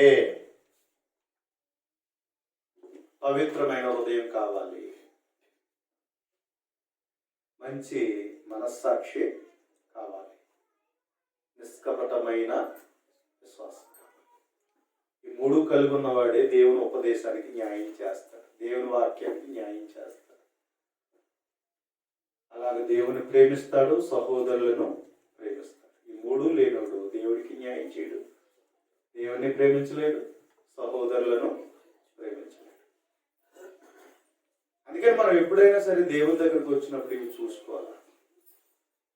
పవిత్రమైన హృదయం, మంచి మనస్సాక్షి, నిష్కపటమైన విశ్వాసం. ఈ మూడు లేనుడు వ్యాసానికి అలవాటు పడిపోతాడు, నటునికి అలవాటు పెడతాడు, నామకార్థ జీవితానికి అలవాటు పడిపోతాడు, ఆచారాలకు అలవాటు పడిపోతాడు. అందుకని ఇవి లేని వారట. తర్వాత వచ్చిన చూడండి, అక్కడే చదవండి ఏమంటాడు చూడాలి. తిమోతికి రాసిన మొదటి పత్రిక 1వ అధ్యాయం 6వ వచనం. కొందరు వీటిని మానుకొని అంటాడు. కొందరు వీటిని మానుకొని ఏం మానుకున్నారు? పవిత్రమైన హృదయము, మంచి మనస్సాక్షి, నిష్కపటమైన విశ్వాసం. కొందరు వీటిని మానుకొని తొలగిపోయారట. పౌలు గారు అంత చెప్తున్న వాళ్ళకి అక్కడ జరగకపోవడం, ఈ మూడు జరగట్లేదు అక్కడ. ఈ మూడు లేని వాళ్ళు ఏం చేశారంటే కఠినమైపోయారు. కఠినమైపోయి నందువల్ల ఏం జరిగింది? కొందరు వీటిని మానుకొని ఏం చెప్పారంటే తొలగిపోయారు. పౌలా చెప్పొద్దు, వద్దు మాకు చెప్పకో పా అన్నారంటే. మా పద్ధతులు మేము ఉంటాం, మేము ఎంతవరకు నడిచిన దాని ప్రకారం మేము నడుస్తాం, నువ్వు చెప్పకో అన్నట్లుగా వాళ్ళు ఏం చేశారంటే వ్యతిరేకించారు, అభ్యంతరపరిచారు. ఆ దారిలో మేము వెళ్ళిపోని, నీ దారిలో మేము రాం అన్నారంటే. కొందరు వీటిని మానుకొని తొలగిపోయి తర్వాత తాము చెప్పు వాటిని, జాగ్రత్త గమనించిన మాట, చెప్పు వాటిని చెప్తారట. అదే చెప్తారు, దేవుని మాటలే చెప్తారు. చెప్పు వాటినైనను నిశ్చయమైనట్టు రూఢిగా పలుకు వాటినైనను ఏం రాదట వీళ్ళకి? అండర్స్టాండింగ్ రాదట, గ్రహింపు రాదట. చెప్తారా? ఇంకెలా చెప్తారు? రూఢిగా చెప్తారా? ఎలాగే చేయాలని చెప్తారంటే, ఇలాగే ఉండాలని చెప్తారు. ఎంత చెప్తారో అందులో మటుకు అర్థం రాదు. ఏమంటే చెప్పరా? నిన్ను వాళ్ళని, నీ పొరుగు వాళ్ళని ప్రేమించాలి, సహోదరుని ప్రేమించాలి, నీతిగా ఉండాలి, న్యాయంగా ఉండాలి, సత్యంగా ఉండాలి. నీ అందరూ బోధించేదే కదా ఇది. రూఢిగా చెప్తారు కానీ దానికి సంబంధించిన సరైనటువంటి ఏమి రాదు, అండర్స్టాండింగ్ రాదు. కొన్ని ఎలా ఉండాలంటారు? సహోదర ప్రేమ కలిగి ఉండాలి, మనమే మన గుంపులో వాళ్ళు మనమే ప్రేమించుకోవాలా. అంతేనా? నీతి అయినా ఎలా ఉంటుందా? నీతే అంటారు కానీ నీతి ఎలా ఉంటుందో స్వనీతి వచ్చేది. యూదులు జరిగేది అదే, స్వనీతి వచ్చేసింది. దేవుని నీతి నెరగట్లేదట వాళ్ళు. దేవుని ఎంత ఆసక్తి అయితే బాగుంది కానీ ఏమి రావట్లే. లేఖనాలు పరిశోధిస్తా లేదా? పరిశోధిస్తున్నారు కానీ ఎవరు అర్థం కావట్లేదు? క్రీస్తు అర్థం కావట్లేదే, రాజ్యము అర్థం కావట్లే. కాబట్టి ఇలాగను ఏం చేస్తున్నారంటే తమ వాదములను కలిగి ఉన్నారు కానీ రూఢిగా చేస్తున్నారు, వాదం చేస్తున్నారు. లాజిక్ మైండ్ ఉంది, లాజికల్ గా ఉన్నారు, తర్కం చేస్తున్నారు కానీ నెవర్ అండర్స్టాండింగ్. వాళ్ళకి ఏ మాత్రం కూడా అర్థం కావట్లేదు. తర్వాత గ్రహింపకపోయినను ఏం కావాలి వీళ్ళకి? పదవులు కావాలా? ఏం కావాలా? పదవులు కావాలా. ఎలాంటి పదవులు కావాలి? దేవుడు ఎలాంటి నాయకత్వాన్ని కోరుకున్నాడో అది కాదు. పూర్వం నుండి యాజకత్వం ఉన్నది, పూర్వం నుండి రాజులు ఉన్నారు, పూర్వం నుండి ఎవరున్నారు? మత పెద్దలు ఉన్నారు, న్యాయాధిపతులు ఉన్నారు.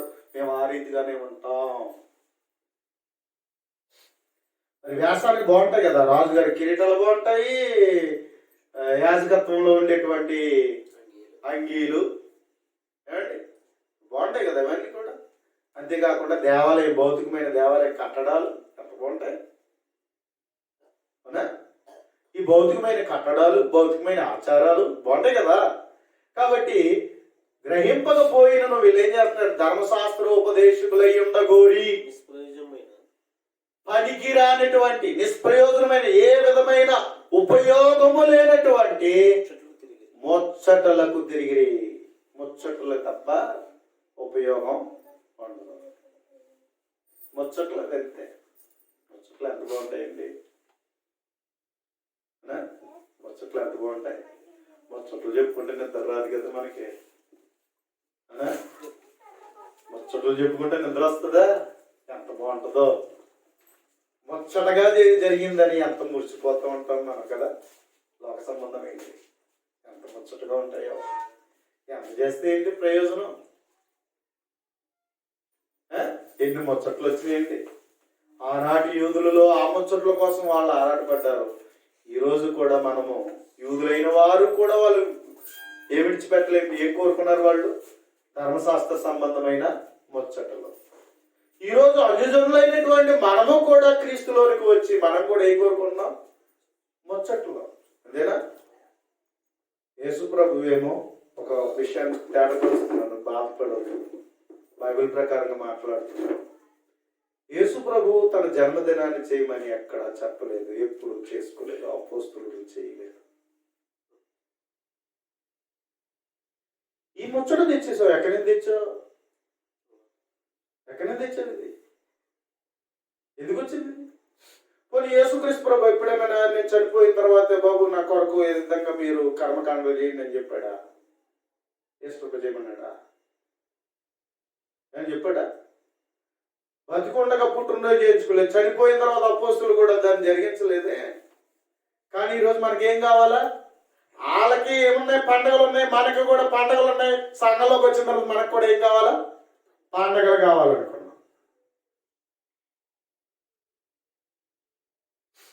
వాళ్ళు పండగ యూదులు అయ్యారు, మనం కూడా పండగ క్రైస్తవులు అయ్యాం.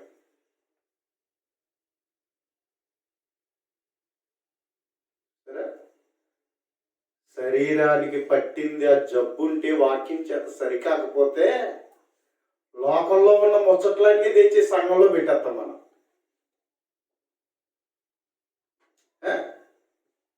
లోకంలో ఉన్నటువంటి ముచ్చట్లన్నీ ఏం చేస్తాం మనం?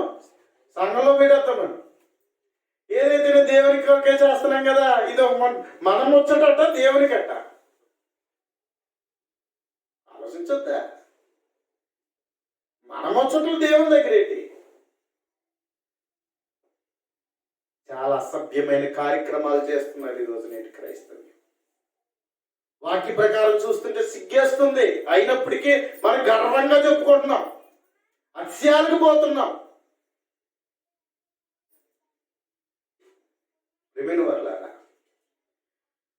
అందుకని లోకం బట్టి చూస్తే హృదయం వాటి ప్రకారం ఆలోచన చేస్తే ఏమైపోద్దంటే ఇది నెమ్మదిగా గట్టిపడిపోయి ఉన్నదాన్ని పక్కనెట్టేస్తున్నాం. చాలా జాగ్రత్తగా ఉండాలి. హృదయమును జాగ్రత్తగా చూసుకోవాలి. అన్నిటికంటే ముఖ్యంగా హృదయాన్ని జాగ్రత్తగా చూసుకోవాలి. కానీ మనం ఏం చేస్తున్నాం అన్నట్లయితే ఆ హృదయాన్ని వాక్యం యొక్క సత్యాన్ని నింపుకొని సత్యము కూర్చుని అనుభవ జ్ఞానం పొందవలసిన మనం లోకపు ముచ్చట్ల కొరకు ఆలోచన చేస్తున్నాం. వాటి విషయంలో మనం మృతులైపోయామే. మనం మృతులైపోయినా మనకి ఇంకా ఏవో సరదాలు కావాలంటున్నాం మనం, ఇంకా ఏవో ముచ్చట్లు కావాలంటున్నాం మనం, ఇంకా శరీర ప్రకారంగానే సంఘంలో ఆలోచిస్తున్నాం మనం.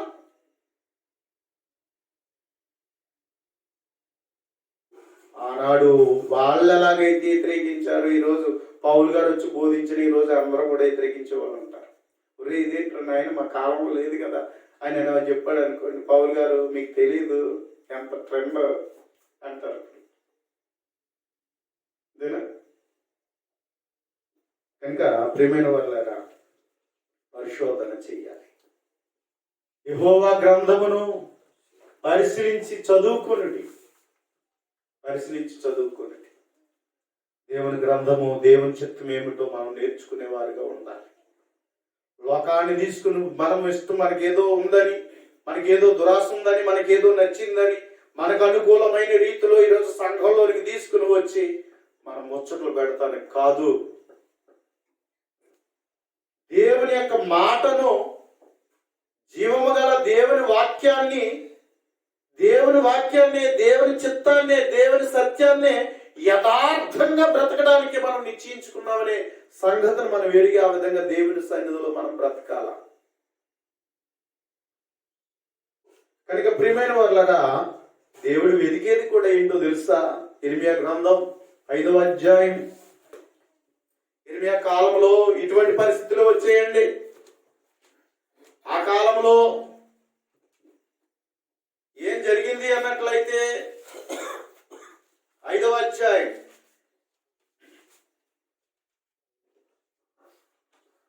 ఇర్మియా గ్రంథము 5వ అధ్యాయం మనం చూసినట్లయితే 3వ వచనం, యెహోవా యథార్థత మీదనే కదా నీవు దృష్టించుచున్నావు అంటున్నాడు. దేని మీద? ఆయన దేని మీద? యథార్థత మీదనే ఏం చేస్తున్నాడు ఆయన? నీవు దృష్టించుచున్నావు అంటాడు. యథార్థత.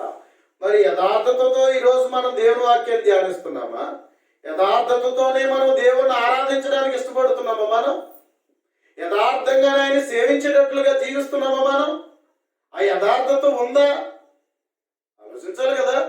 దేవుడి మాటను దృష్టించేది ఎక్కడ? యథార్థత మీదనే. ఎలా చదువుతున్నావు, ఎలా ధ్యానిస్తున్నావు అనేది దేవుడు చూస్తున్నాడు. మనుషులను బట్టి, మనుషులు సంతోషపరచేవారం కాదు కదా మనం. లోకంలో ఘనమైనది దేవుడి దృష్టి కట అసహ్యం అన్నాడు. మనుషులు ఘనముగా ఎంచబడింది దేవుని దృష్టికి అసహ్యం. నువ్వు ఎంచుతున్నది దేవుని నీతేనా? ఆలోచించాలి కదా. కనుక ప్రియమైన వాళ్ళారా, ఇదిగో పౌలు గారు ఏం చేశారు అన్నట్లయితే, చాలేవయ్యా చెప్పొచ్చో పో అన్నారు వాళ్ళు. ఎందుకంటే వాళ్ళకి అర్థం కాలేదు. ఈరోజు అర్థం కాలేని వాళ్ళు సత్యాన్ని సంత వీధిలో దులిపేస్తున్నారు, తిరస్కరిస్తున్నారు. కనుక ప్రియమైనటువంటి వాళ్ళారా, ఈరోజు ఆనాటి పూర్వం నుండి కూడా చూస్తే పదవుల నిమిత్తమే హృదయాలు కఠినపరుచుకున్న వాళ్ళు ఉన్నారు. అవునా? ఈరోజు రాజు ఎందుకు కఠినమయ్యాడు? చిన్నపిల్లలు చంపడాకే. తన పదవి ఎక్కడ పోద్దా అని చెప్పేసి జాలి దయ్యా లేకుండా చిన్నపిల్లలు సహితం 2 ఏళ్ళు నిండిన పిల్లలందరినీ చంపేయండి అన్నాడు. అంతే. దేనికోసం? పదవి కోసం. ఈరోజు సంఘంలో ఏం కావాలి? అర్హత ఉందా లేదో ఆలోచించరు. కానీ ఏం కావాలా? పదవులు కావాలా, పెత్తనాలు కావాలా సంఘంలో. దానికోసం ఏమైనా చేస్తారండి. లాభార్జన కోసం మనుషులు కఠినలు అయిపోతున్నారు ఈ రోజుల్లో. ఏమండి? కనుక ప్రియమైన వల్ల అంతేకాకుండా లోక జ్ఞానాన్ని బట్టి మనుషులు ఏమైపోతున్నారు? కఠినలు అయిపోతున్నారు. అవునా? లోక జ్ఞానాన్ని బట్టి మనుషులు ఏమైపోతున్నారు? దేవుని వాక్య జ్ఞానాన్ని గ్రహించలేనటువంటి కఠినలు అయిపోతున్నటువంటి రీతిలో మనం చూస్తూ ఉన్నాం. కాబట్టి ప్రియమైన వాళ్ళ అంతేకాకుండా శరీర కార్యాల వల్ల ఈరోజు సంఘాలుగా ఈరోజు మనం విడిపోయాం. క్రీస్తు శరీరం విభజింపబడి ఉన్నదా అని చెప్పి దేవుని వాక్యం అడుగుతున్నది. కనుక ప్రియమైన వాళ్ళ అయితే మనం ఈరోజు చాలా వరకు మనం ఏం చేస్తున్నాం అంటే శరీర ప్రకారం ఏంటివి అని చూస్తే అసూయలు. ఆనాడు ఎక్కువ శాతం యూదులు ఎందుకు అభ్యంతరపడ్డారో తెలుసా? యూదులు అందరూ కూడా పౌలు చెప్పిన గోడకు తిరిగిపోతున్నారని అసూయ వచ్చిందండి వాళ్ళకి. అరే ఇప్పుడు వరకు మా పదవులు, మేము పరిచయులుగా ఇప్పుడు వరకు మాకున్న ఈ స్థితిగతులు మాకు ఎంత గొప్పగా ఉంటే ఇవి ఏమైపోతాయి ఇప్పుడు? ఇవి పరిచయాలు ఉండే అవకాశం ఉందా? సర్దుకాయలు ఉండే అవకాశం ఉందా? ఈ మతబద్ధలు ఉండే అవకాశం ఉందా? ఇక వాటికి చూడలేదు ఇంకా. అందుకని వీళ్ళు ఏం చేశారు అన్నట్లయితే ప్రియమైన వాళ్ళారా, అభ్యంతరం తెలియజేశారు, కఠినపరుచుకున్నారు. వాళ్ళు క్రీస్తులో జీవించాలంటే కొన్ని నష్టం చేసుకోవాలి. కానీ అలా నష్టం చేసుకునే వాళ్ళు ఏం చేసుకుంటారు? హృదయాలు కఠినం చేసుకుంటారు. నాకు ఈ ముచ్చటే కావాలనుకున్న వాళ్ళు హృదయాలు కఠినము చేసుకుంటారు. ముచ్చట్లకు తిరిగిన వాళ్ళు ఆ ముచ్చట కోసం తమ హృదయాలు కఠినం చేసుకుని సత్యవాక్యాన్ని ఏం చేస్తారు? ఒప్పుకోరు, అంగీకరించరు, గ్రహించరు. కనుక ప్రియమైన వాళ్ళ ఇది పరిస్థితి. తర్వాత మనం చూస్తే భేదాలు కూడా ఏం చేస్తాయి? కఠినించేస్తాయి. మనస్సుకి ఏమొచ్చేస్తాయి? హృదయాలు ఏమొచ్చేస్తాయి? కఠినం వచ్చేస్తాయి. అందుకని తన భేదాభిప్రాయం ప్రకారంగానే వాక్యాన్ని కూడా మళ్ళీ చేసుకునే అవకాశాలు ఉంటాయి. మీరు మేము అనే వ్యత్యాసం వచ్చేస్తుంది. ఇక నాదంటూ ఉండాలి అనుకున్నప్పుడు ఏమైపోద్ది, మాది ఉండాలి అనుకున్నప్పుడు హృదయం ఏమైపోద్ది, కఠినమైపోద్ది కదా.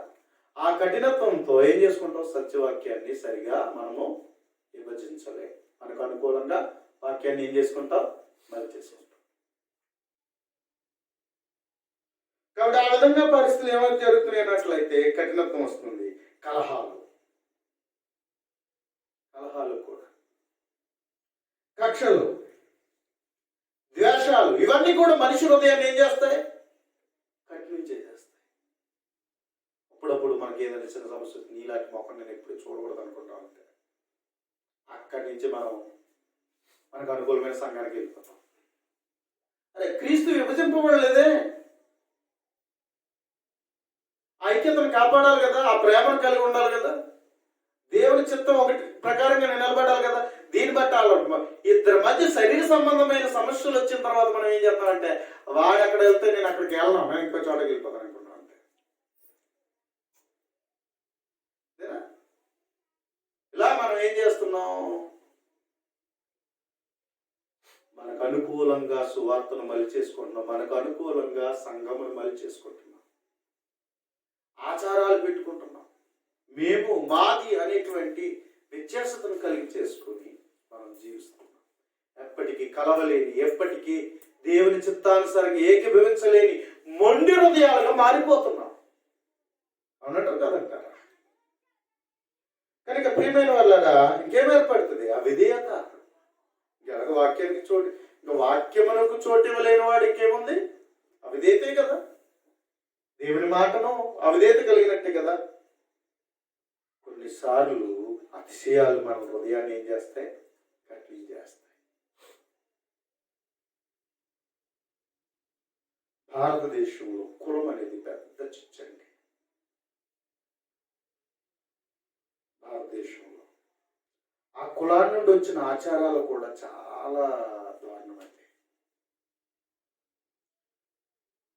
అందుకని ఎంత వాక్యం చదివినా ఇది మన మనస్సులో ఉన్నప్పుడు వాక్యం యొక్క సత్యాన్ని గ్రహించలేదు. ప్రతి మనిషిలో ఏదో ఒక బలహీనత ఉంటుంది, కానీ ఎప్పుడు కూడా వాక్యం చేత ఏం చేసుకోవాలా, సరి చేసుకోవాలి. కానీ వాక్యం ఎంత చెప్తున్నా మనలో మనం ఏదైనా బలపరుచుకున్నాం అనుకోండి, ఉదయం ఏమైపోద్ది, నెమ్మదిగా కఠినమైపోద్ది. మెత్తగా ఉన్నప్పుడే సరి చేసుకో. అది కఠినమైన స్థితికి ఒకవేళ నువ్వు నడిపించబడే స్థితికి నీకు జరపడితే అది నిన్ను పూర్తిగా సర్వనాశనం చేసేస్తుంది. అది ఏదైనా సరే. కొందరు ధనాపేక్ష ఏం చేస్తుంది, కఠినం చేయట్లేదా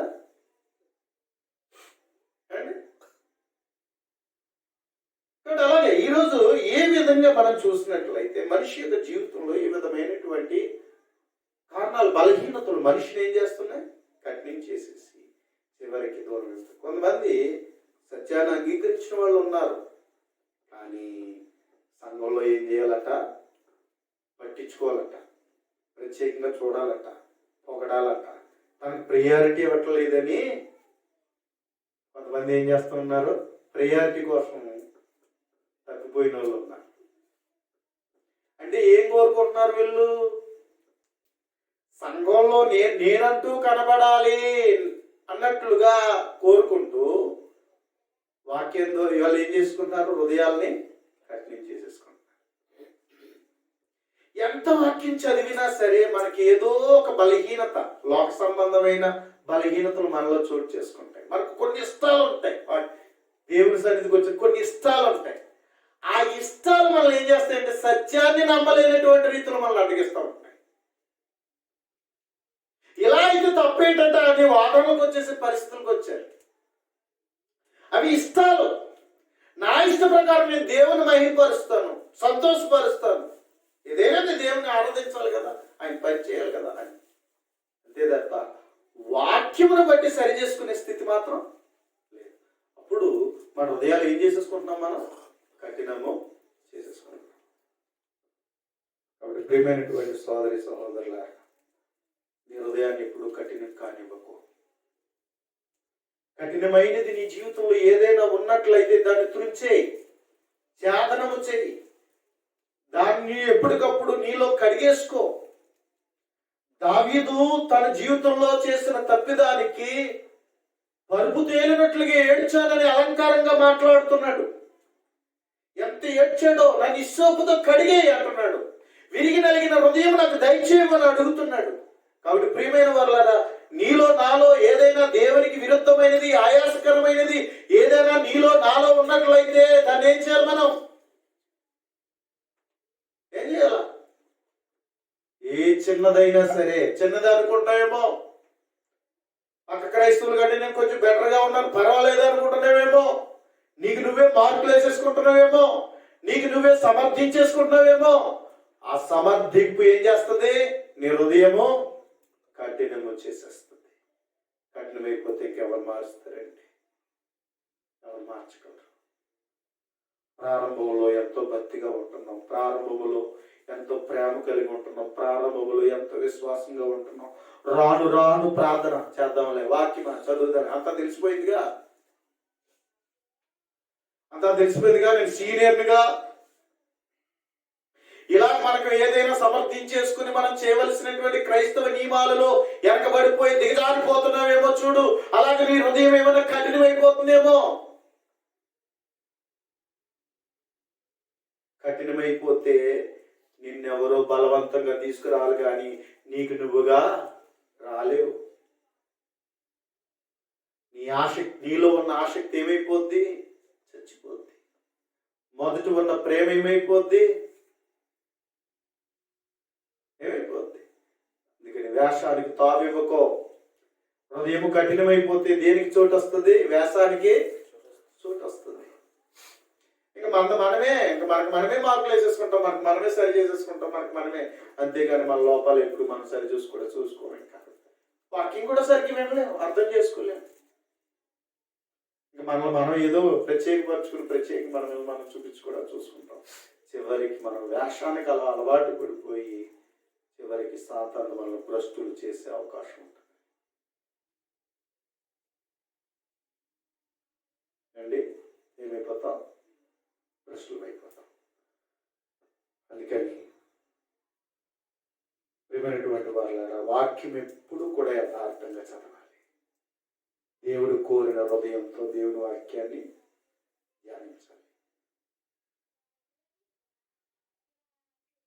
ఏదైనా ఒకవేళ క్రొవ్వు వస్తుందేమో హృదయంలో, దేవునికి లోబడలేనటువంటి క్రొవ్వు ఏమన్నా ఒకవేళ పెరుగుతుందేమో, ఒకవేళ వింటూ మట్టిగా వింటున్నామేమో, చూచిన మట్టిగా చూస్తున్నామేమో, వాక్యము నిన్ను కదిలించలేకపోతుందేమో, మేల్కొల్పలేకపోతుందేమో, దానికి గల కారణము నిన్ను నువ్వు మోసం చేసుకుంటున్నావేమో. ఒకవేళ నీ హృదయము ఏమైపోయింది? ఘోరమైన వ్యాధి కలిగింది అయిపోయిందేమో. అలా అయిపోతే నువ్వు దేవునికి దూరం అయిపోతావు. జీవము గల దేవుణ్ణి విడిచిపోవనట్టు దుష్ట హృదయం మీలో ఎవరి ఎందైనను ఒకవేళ ఉండునేమో అని ఏమంటున్నాడు? జాగ్రత్తగా చూసుకోండి. ప్రియమైన వాళ్ళారా, అలాంటి పౌలు అంతటి వాడిని, అంతటి క్రీస్తుని పోలి నడిచిన వాడిని, అంత గొప్ప బోధకుడైన పౌలు అంతటి వాడిని వారు కట్టిపరుచుకుని ఏం చేశారంటే ఒప్పుకోలేదట. ఈరోజు ఎంత వాక్యం చెప్పిన నీ హృదయం ఒప్పుకుంటుందా? అర్థమవుతుందా? నీ హృదయంలో పడిన వాక్యం మొలకెత్తుతుందా? ఫలాలకి 30 60 100 ఫలించే స్థాయికి నీ హృదయాంతరంగంలో ఉన్నదా లేదా? ఒకవేళ కట్టిపరుచుకొని పడినటువంటి వాక్యాన్ని నీలో లేకుండా సాతానుడికి అప్పచెప్పేస్తున్నావా? లేకపోతే ముళ్ళ తుప్పుల్లో పడుతుందా? దారిని పడిన నేలగానో, లేకపోతే ఇదిగో రాతి నేల మీద పడినటువంటి రీతిలో ఈరోజు వాక్యం ఒకవేళ అలా చేస్తున్నామేమో. అలా అయితే ఏంటి పరిస్థితి? ఎవరు మార్చగలరు నిన్ను? ఎంతకాలం చూసినా ఇలాగే నువ్వు జీవిస్తే ఏంటి నీ పరిస్థితి? ఇలాగ నువ్వు ఎవరిని తునికరిస్తున్నావో తెలుసా? వాక్యాన్ని సరైన రీతిలో అంగీకరించలేని నీ స్థితిలో, నువ్వు క్రీస్తు బోధని అంగీకరించకుండా ముందుకు సాగిపోయే స్థితిలో నువ్వు జీవిస్తున్నట్లయితే దేవుని చిత్తాన్నే కదా కాదంటున్నావు నువ్వు, దేవుని జ్ఞానాన్నే కదా కాదంటున్నావు, దేవుని సత్యాన్నే కదా కాదంటున్నావు, దేవుని ఏర్పాటునే కదా కాదంటున్నావు. ఇలాగ నువ్వు ఒకవేళ నీ జీవితంలో ఒప్పుకోకుండా, గ్రహింపు లేకుండా ఒకవేళ మొండిగా మారిపోతే నిన్ను మార్చేవారు ఎవరయ్యా? ఎవరు మారుస్తారు? అందుకని దేవుడు తన వాక్యం ద్వారా నీతో నాతో మాట్లాడుతున్నాడు. మన హృదయాలను ఆయన తట్టుతున్నాడు. మెత్తగా ఉంటే స్పందిస్తుంది, కఠినమైపోతే జవాబు ఉండదు.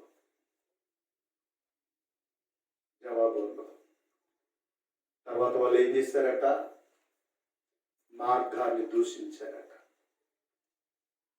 అర్థం కాలేని వాడికి, మొండిగా బ్రతికేవాడికి అబద్ధంగా చెడ్డ మాటలలో పలుకుతాడు. వాడికి అర్థం కాదు కదా, గ్రహించడు కదా. దానికి ఏం చేస్తాడు? అర్థంగా ఏం చెప్తాడు? బురద జల్లడానికే చూస్తాడు. తను నిలబడ్డో ఇంకొకరిని నిలబడినవాడు, తను నిలబడ్డో ఇంకొకరిని నిలబడ్డా.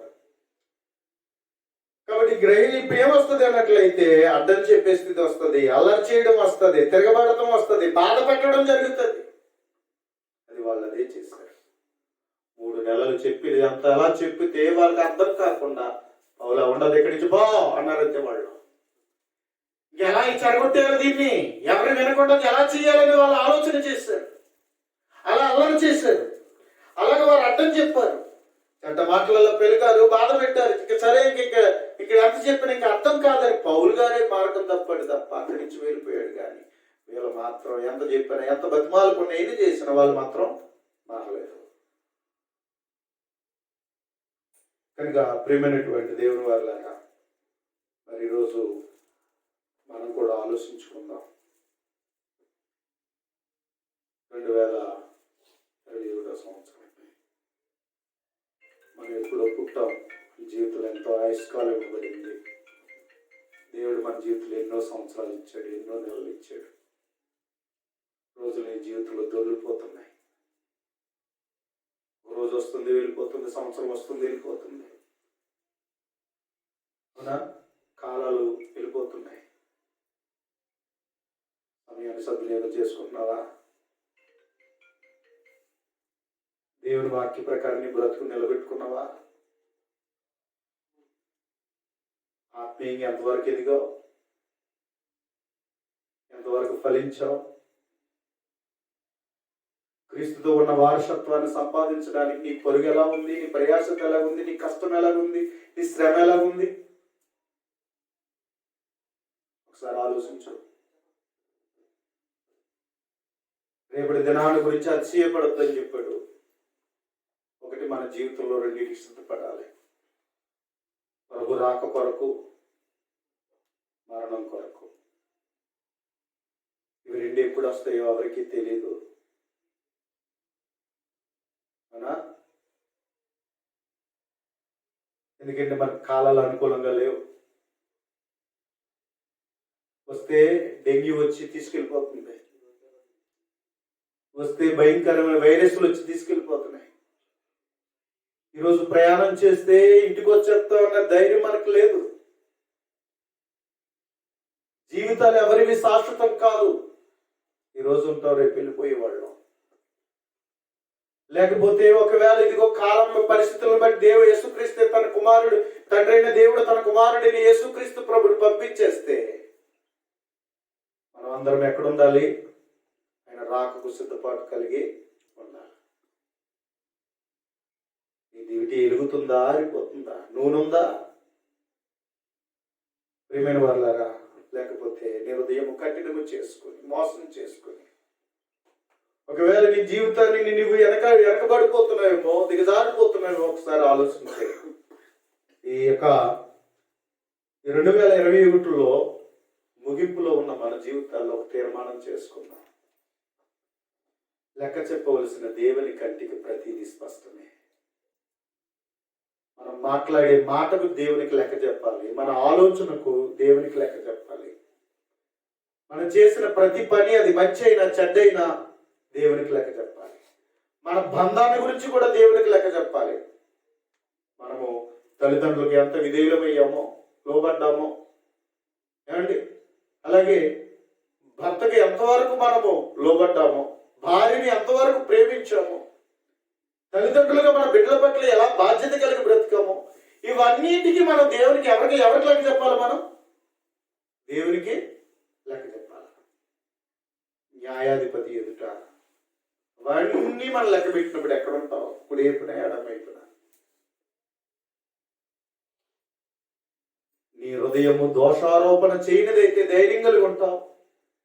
నీ హృదయము దోషారోపణ చేస్తే ఒప్పుకుంటే, కప్పుకోకుండా ఒప్పుకుంటే, ఇప్పటికైనాను నేను నువ్వు మార్చుకుంటే, ఇప్పటికైనా సరైన ప్రత్యత్తాపం కలిగి నాయనా ఇదిగో ఇన్ని సంవత్సరాలు నా జీవితంలో ఇచ్చావు, ఎలా ఎదగాలని, ఎలా బ్రతకాలని, ఎలా నీ కొరకు నేను నిన్ను సేవించాలని నువ్వు ఇచ్చావో నా జీవితంలో నా దినాలు ఇదిగో నాయన నా ఇష్ట ప్రకారం నేను బ్రతికాను. ఇదిగో 2022లోనైనాను నా జీవితంలో నేను సరైన రీతిలో నీ కొరకు బ్రతకడానికి నేను ఇష్టపడతాను. నువ్వు కోరుకునే రీతిలో యథార్థమైన హృదయం గలవాడనై, యథార్థమైనటువంటి భక్తి కలిగినటువంటి వాడినై నీ సన్నిధిలో నేను జీవిస్తానయ్యా.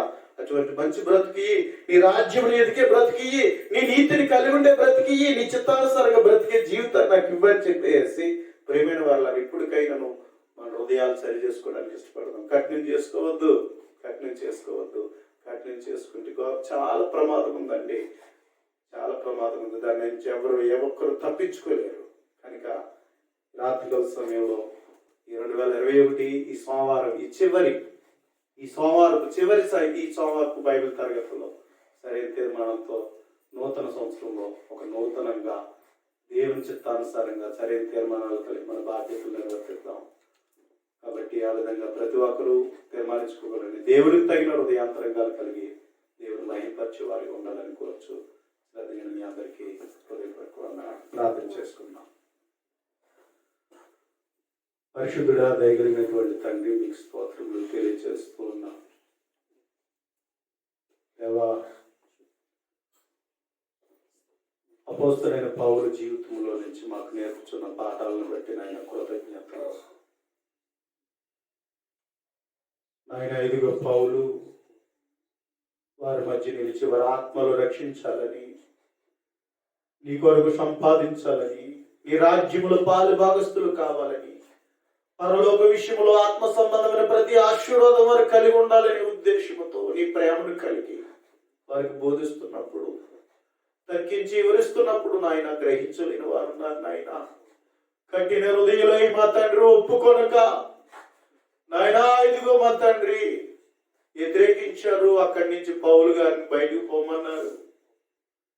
నాయన ఈ రోజు మేము కూడా నీ వాక్యం పట్ల అలాంటి మనస్తత్వాలు మేము కలిగి ఉంటే దేవా మమ్మల్ని క్షమించండి. ఎంత బోధించబడినా, ఎంత విన్నా ఇదిగో తండ్రి మారలేనటువంటి జీవితాలు, ఫలింపలేని జీవితాలు మా తండ్రి ఇదిగో నాయన ఎంతకాలం చూసిన శరీర ప్రకారంగా బ్రతుకుతూ ఆత్మ సంబంధంగా దిగజారిపోతున్నామేమో, చచ్చిపోతున్న వారుగా, బలహీనులుగానే నిద్రపోతున్న వారుగా, సోమరులుగానే మేము బ్రతుకుతున్నామేమో. తండ్రి మమ్మల్ని మేము సరి చేసుకునే జీవితాలు మాకు ఇవ్వండి. ఏ ఒక్కరు నశించుకోవడం నీకు ఇష్టం లేదు నాయన. ఇదిగో తండ్రి మాకు మంచి తరుణం ఇచ్చారు, మంచి అవకాశం ఇచ్చారు.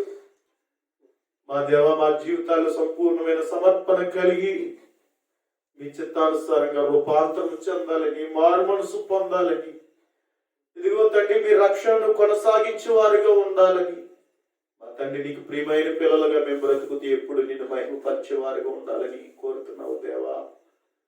తండ్రి ఇదిగో నాయన మేము మీ చిత్తానుసారంగా మా హృదయాలు యథార్థతగా ఉండడానికి దేవ సహాయం చేయండి.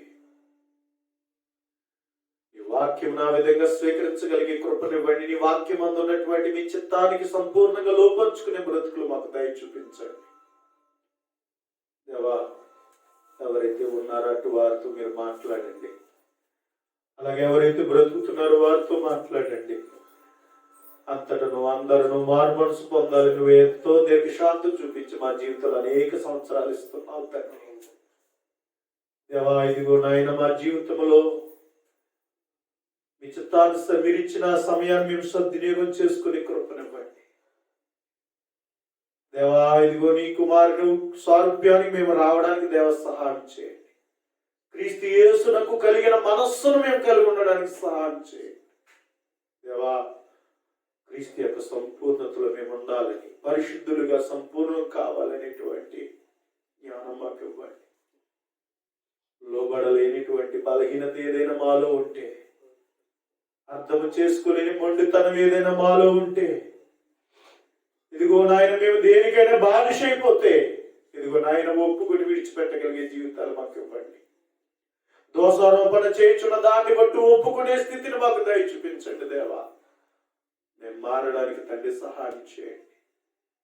మాకు అప్పగించబడిన పరిచర్యలో మీకు నమ్మకంగా పనిచేయడానికి తండ్రి కృప చూపించండి. ఆత్మలు సంపాదించడానికి, నీ రాజ్యాప్తి జరిగించడానికి తండ్రి సహాయం చేయండి. అంటే మా వంతు పని మేము కష్టపడి పని చేయడానికి తండ్రి కృప చూపించండి. అలాగే మమ్మల్ని మేలుకొల్పండి, మమ్మల్ని బలపరచండి దేవా. అలా నీ పని చేస్తున్న నీ పిల్లలందరినీ దీవించండి. ఒకవేళ 2021లో మేము సోమరులు అయిపోయేసరికి పని చేయలేదేమో దేవా, మేము వెనుకబడిపోయామేమో, మా బాధ్యతలు మేము సరిగ్గా నిర్వర్తించలేదేమో దేవా, మమ్మల్ని క్షమించండి. 2022లో సరైన తీర్మానం చేసుకుని బాధ్యతగా నీ పని చేసి నిన్ను మహింపరచగలిగే కృపనివ్వండి. అంటే క్రీస్తు మాదిరిలో మేమందరము నడుచుకునేటువంటి కృపనివ్వండి. మొదటి శతాబ్ద సంఘం యొక్క మాదిరిని, అపోస్తుల మాదిరిని కలిగిన ఆయన మేమందరము కూడా ఆ రీతిగా నేడు ఉన్న ఈ పరిచర్యలో మా బాధ్యతలు నిర్వర్తించుటకు ఆయన కృప చూపించండి దేవా. సహాయం చేయండి అయినా. అందరినీ దీవించండి ఆయన. అందరినీ బలపరచండి. ఇదిగో నాయన ఎంతో గొప్ప విపత్తుల నుండి మమ్మల్ని తప్పించావు, మమ్మల్ని కాపాడావు నాయన. మీరు చేసిన ఉపకారాలకు బట్టి నాయన కృతజ్ఞతలు తండ్రి దేవ. మీరు ఇచ్చిన ఆయుష్ను మీ కొరకే పనిచేయడానికి, మీ పరిచర్య చేయడానికి, నీ రాజ్యాన్ని, నీ నీతిని వెతుకుతూ మా తండ్రి ఈ చిత్తానుసారంగా జీవించగలిగేటువంటి కృపనివ్వండి. మీరు వచ్చిన కుటుంబాలను దీవించండి. అందరికి మంచి ఆరోగ్యాలు ఇవ్వండి. వారి అక్కర్లు అవసరతలు సహాయం చేయండి. వారు చేసిన పరిపాట్లు దీవించండి. మీ చిత్త ప్రకారం దీవించండి. అనారోగ్యంగా ఉన్న వారికి మంచి ఆరోగ్యాలు దయ చూపించండి. మా తండ్రి ఇదిగో ప్రతి ఒక్కరికి మీ సహాయం అనుగ్రహించండి. వాడిని పంటలను దీవించి ఆస్వాదించండి దేవా. ఇదిగో నాయన, మరి ముఖ్యముగా ఇదిగో మా తండ్రి దేవా, ఇదిగో నాయన, ఈ కరోనా ఒమిక్రాన్ అనేటువంటిది వైరస్ వ్యాప్తి చెందుతున్నదని చెప్పబడుచున్నది. ఆయన మీ చిత్తమైతే మమ్మల్ని కాపాడండి. మీ చిత్తానుసారం మంచి ఆరోగ్యంలో మాకు దయ చూపించండి. మీ బ్రతుకుట క్రీస్తే, చావైతే లాభము అనేటువంటి రీతిలో పౌలు యొక్క మాదిరి కలిగిన జీవితాల్లో, మొదటి శతాబ్ద క్రైస్తవుల యొక్క జీవితాల మాదిరిలో మా తండ్రి క్రీస్తునందు మేము నమ్మకంగా బ్రతకడానికి తండ్రి కృప చూపించండి. మీ చిత్తమే మా బ్రతుకులో నెరవేర్చబడేటప్పుడు, నీ నామమే మహిమపరచబడేటటువంటి రీతిలో తండ్రి మీరే మమ్మల్ని దీవించమని, ఆశీర్వదించమని, మహిమ ఘనత ప్రభావాలు మీరే పొందుకుంటారని నమ్ముచు క్రీస్తు యేసు నామములో ప్రార్థించి వేడుకొంచున్నాము తండ్రి. ఆమేన్.